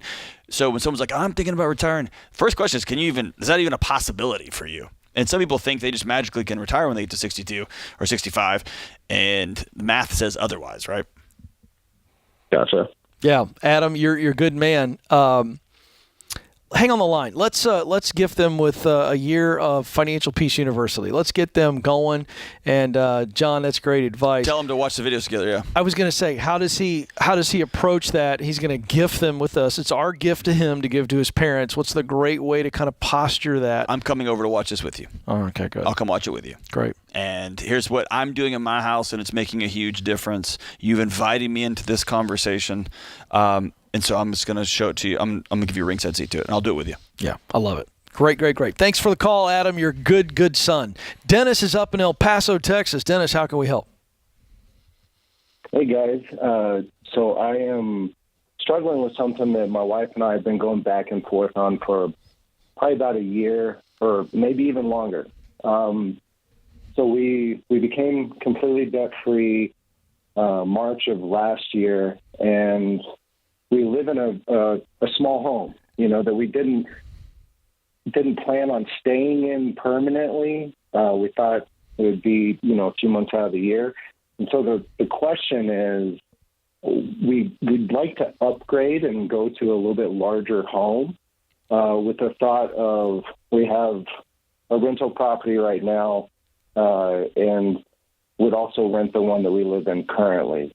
I'm wondering what you all would do in my position where would you take out a mortgage on a new home that you'd go live in and collect more rentals because there'd be 2 rentals instead of 1 property? Or would you save up for, let's say, 6 years? Because currently that's our plan, but we keep getting tempted.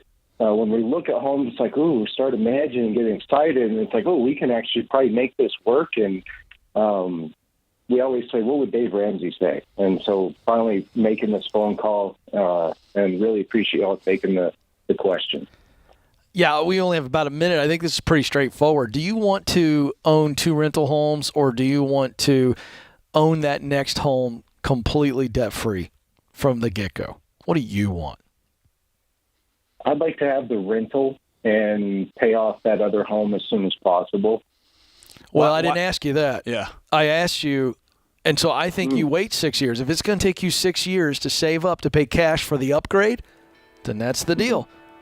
I wouldn't hold 2 liabilities and pay the mortgage company or pay the bank, give them a gift every month of my interest. Well, I don't know why you would do that. Yeah. You've done the hard work. You're debt-free. Right. Or sell the rentals and go buy a house with cash. But that's why I asked the question that way, Dennis. What's more important? If the upgrade cash house is more important, then I'm selling one of the rentals instantly to get there. Or selling both. That's exactly right. But if I want to own 2 cash rentals, if that's more important, then it means I'm going to save up and wait longer to buy the upgrade. Right. You get to decide, but don't go into debt. You've already become debt-free. Don't go back. You don't need to. Decide what you want to do, Dennis.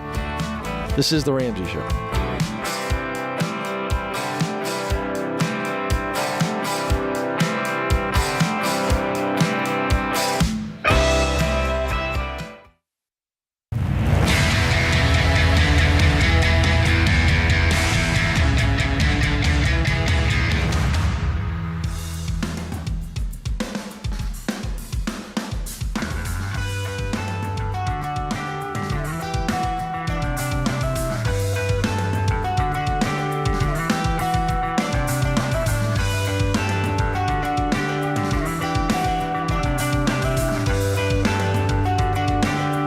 Welcome back to The Ramsey Show. I'm Ken Coleman. Dr. John Deloney is my colleague, and he joins me this hour. The phone number is 888-825-5225. If you want to jump in, 888-825-5225. So, John, this is fun.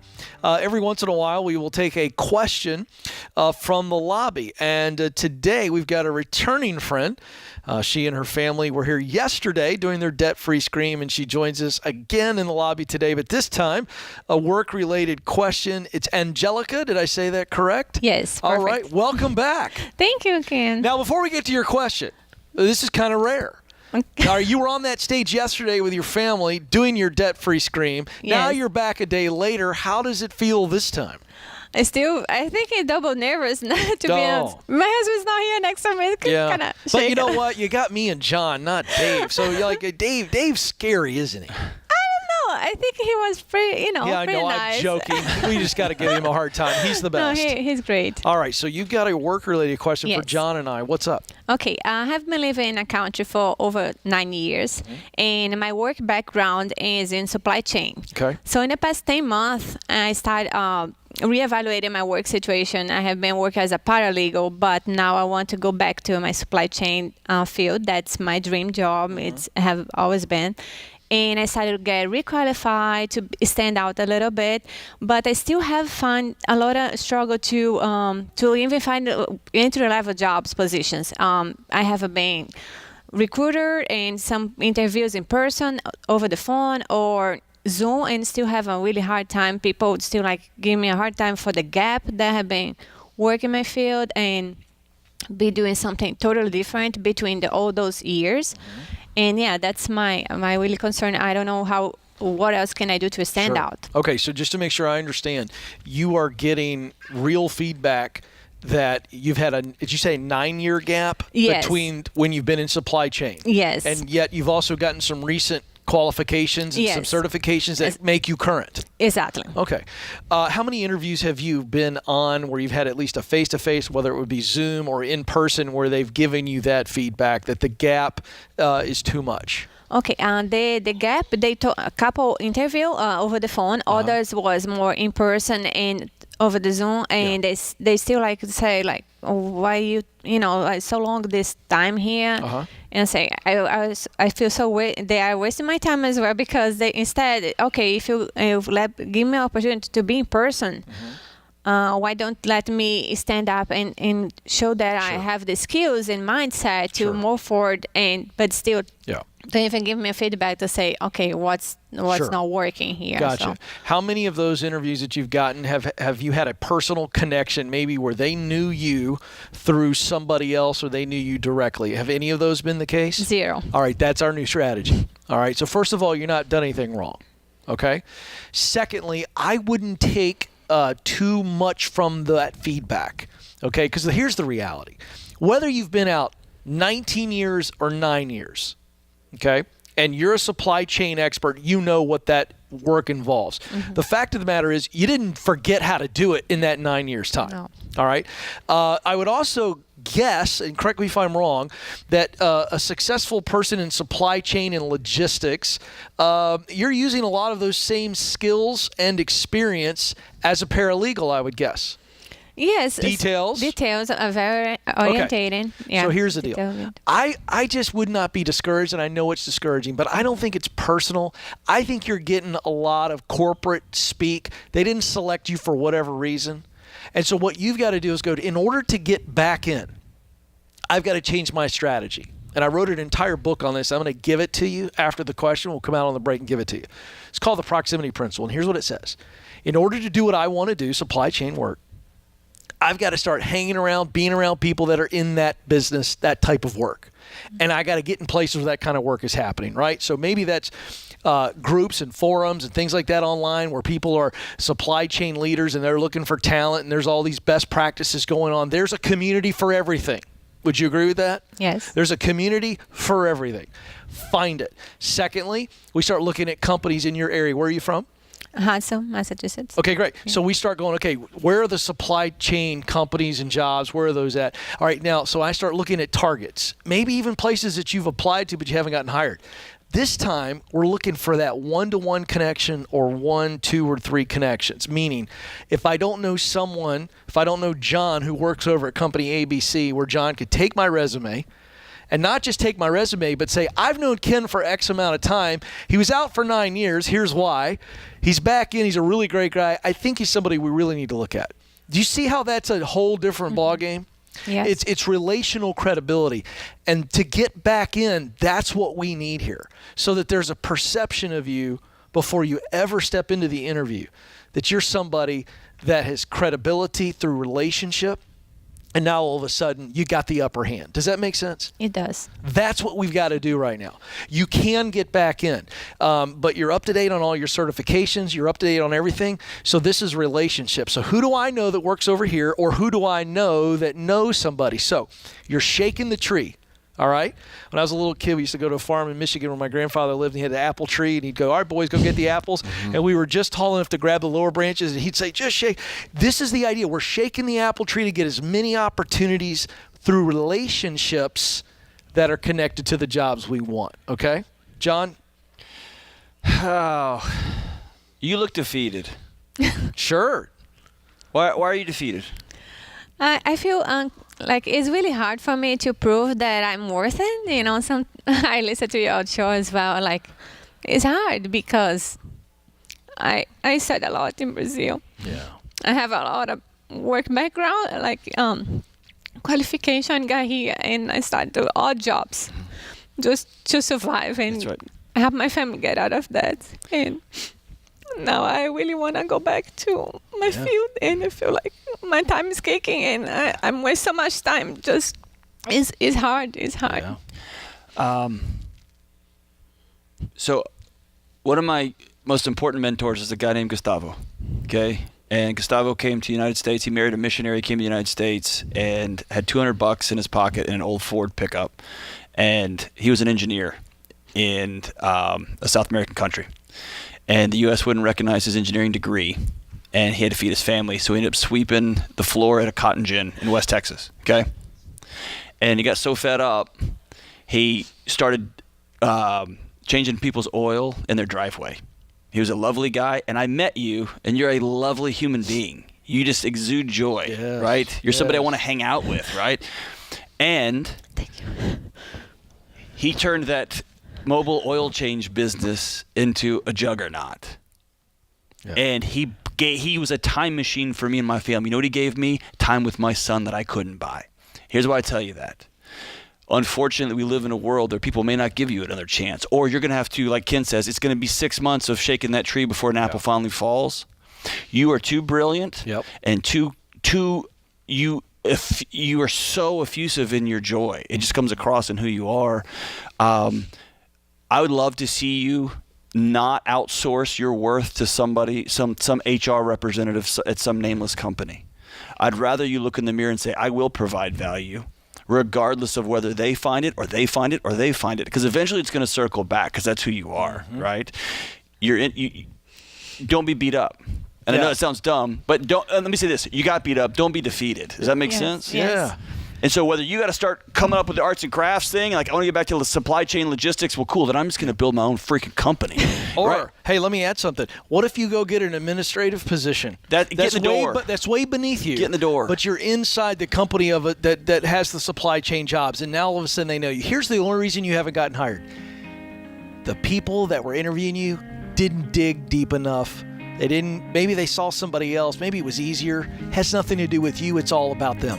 They're boneheads. Let me put this out to the audience. If you're anywhere near the Boston, Massachusetts area and you work at a supply chain company, will you call Ramsey Care? You're not doing a bang-up job as it is, logistics people. Yeah. We've got a great candidate. We've got the solution right here. I'll write the recommendation letter. What's wrong with you people? Hey, you got this. Your time will come, but you got to keep at it. Keep on keeping on. You hear me? You're amazing. It's going to work out. This is The Ramsey Show.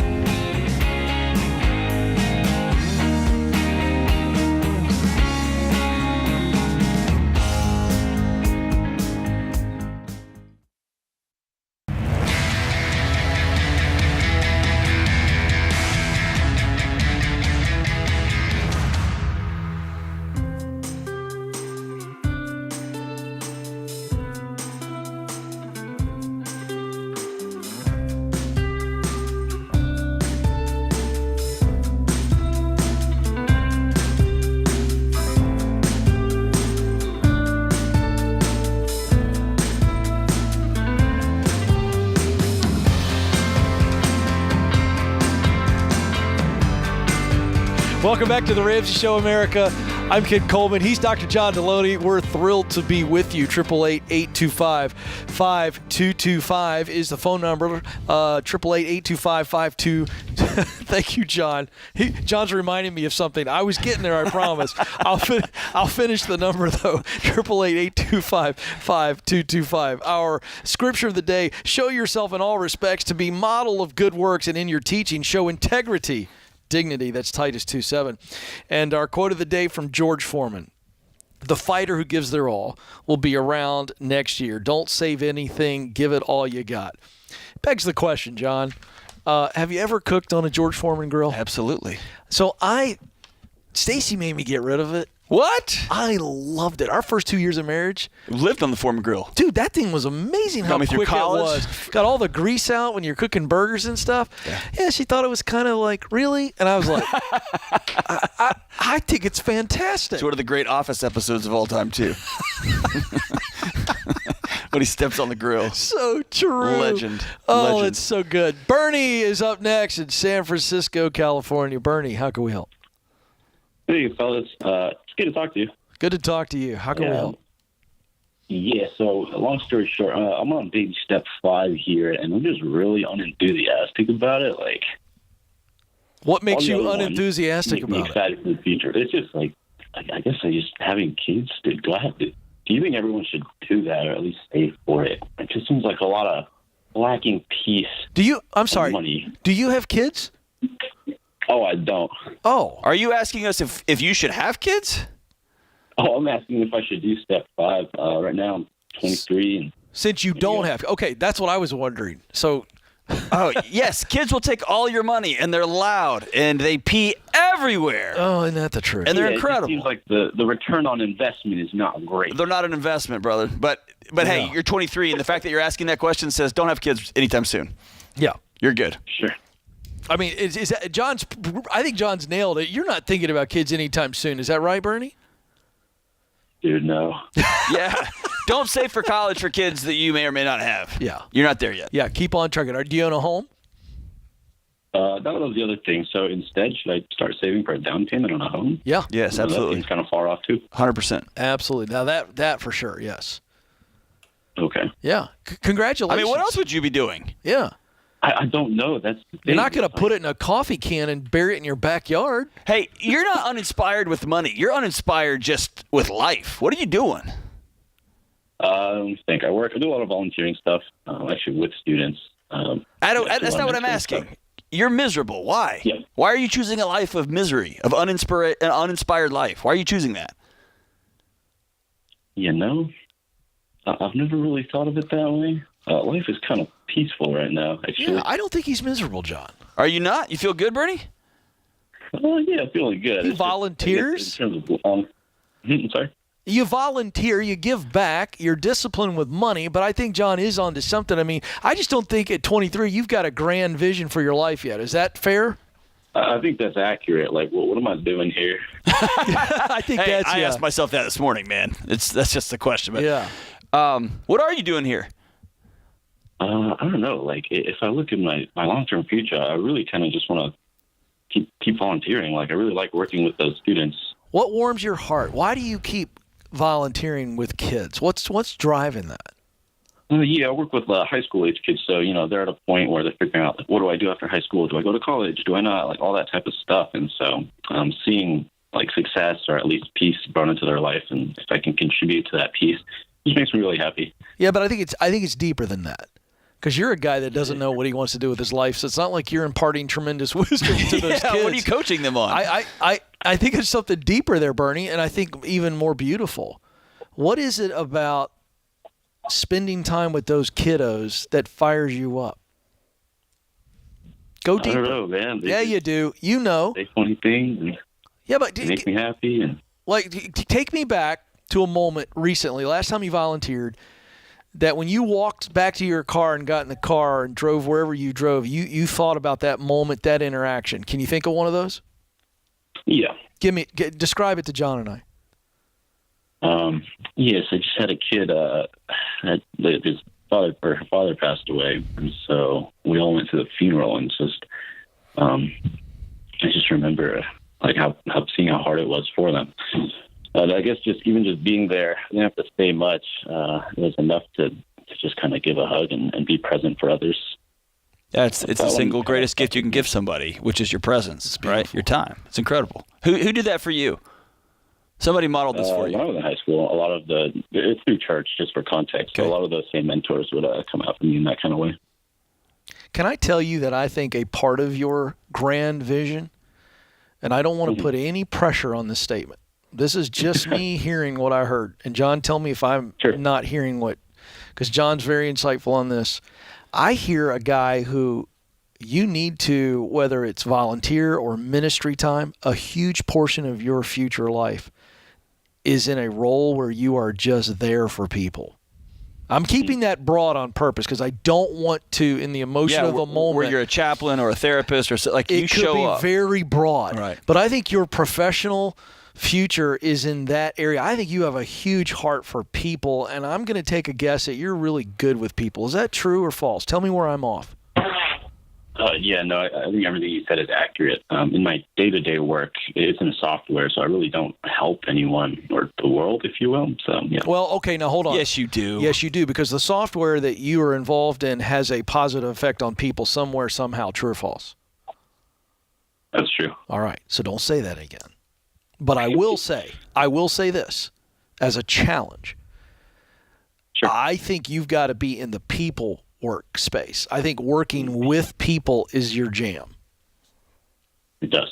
I think that's important because I think your soul will slowly slip out of you if you are not interacting with people. I'm going to say 75% of the day. I think you are good with people, and I think you want to work with people. I think it fires your soul up. So there's a broad spectrum here: coaching, teaching, instructing, counseling. I mean, dude, this could be healthcare. This could be mental health. This could be educational. It could be in the business sales. space. You could go sell stuff, products that change people's lives, and you get to develop relationships. It could be all over the place, man. Yeah. Sure. I just want you to dream in that aspect. So here's what I'm going to do. I'm going to give you the Get Clear career assessment that our team developed. I'm going to give this to you because I want you to take it. I want you to really focus in on what comes up on passion and mission. Passion is what you love to do, and mission is what motivates you. And I think we already know. I think acts of service fire your soul up. And so I think I've got a 3-part question that'll help you. And here I'm going to give you a homework assignment. Will you promise to do it? I'll do it, sir. All right, here's the deal. I want you to answer these 3 questions as many times as it takes. Maybe use a pencil so you can erase and keep doing it. Who are the people I most want to help? The second question, what is the problem or desire that those people have? Now, it's very important that you ask it that way. Sometimes it's problem-based with the people we want to help, and sometimes it's desire-based, right? So I've talked to people before that want to be a hairdresser. Why? They want to make women feel beautiful.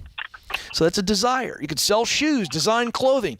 So what is the problem those people have? Because you've already thought of the people. Now the first question is, what is the problem I most want to solve? Who are the people I most want to help? What problem or desire do they have? And then the third question is, what are the solutions or what is the solution to that problem or desire that I most get excited about? Did you get those 3? Yep, I wrote them down. It's all the same question. I'm just having you ask it from a different perspective. And I think the answers to those questions are going to steer you in a really good direction. John? And so your money is a reflection. Your money is a reflection of where you are and how you feel. So if your money's feeling uninspired, look in the mirror. Don't look at your dollars, look in the mirror. Mm-hmm. And don't save money for kids yet, man. You're not quite there. For sure. You're not quite there yet. Guy called to ask about baby step 5, and we just broke his future down. But he's a good dude. Great Anybody guy, that man. spends time with teenagers gets my vote for greatest person on the planet. I love it. They're tough. Good man. John Deloney, you're a good man. Thanks for hanging with me. And I want to thank James, Kelly, the entire team in the booth, and you, America, for listening and watching. This is The Ramsey Show. Dave here. We just launched a brand new audience survey for The Ramsey Show, and we'd love your feedback. You could be entered to win a $500 Visa gift card. No purchase necessary. Take the survey at RamseySolutions.com/survey.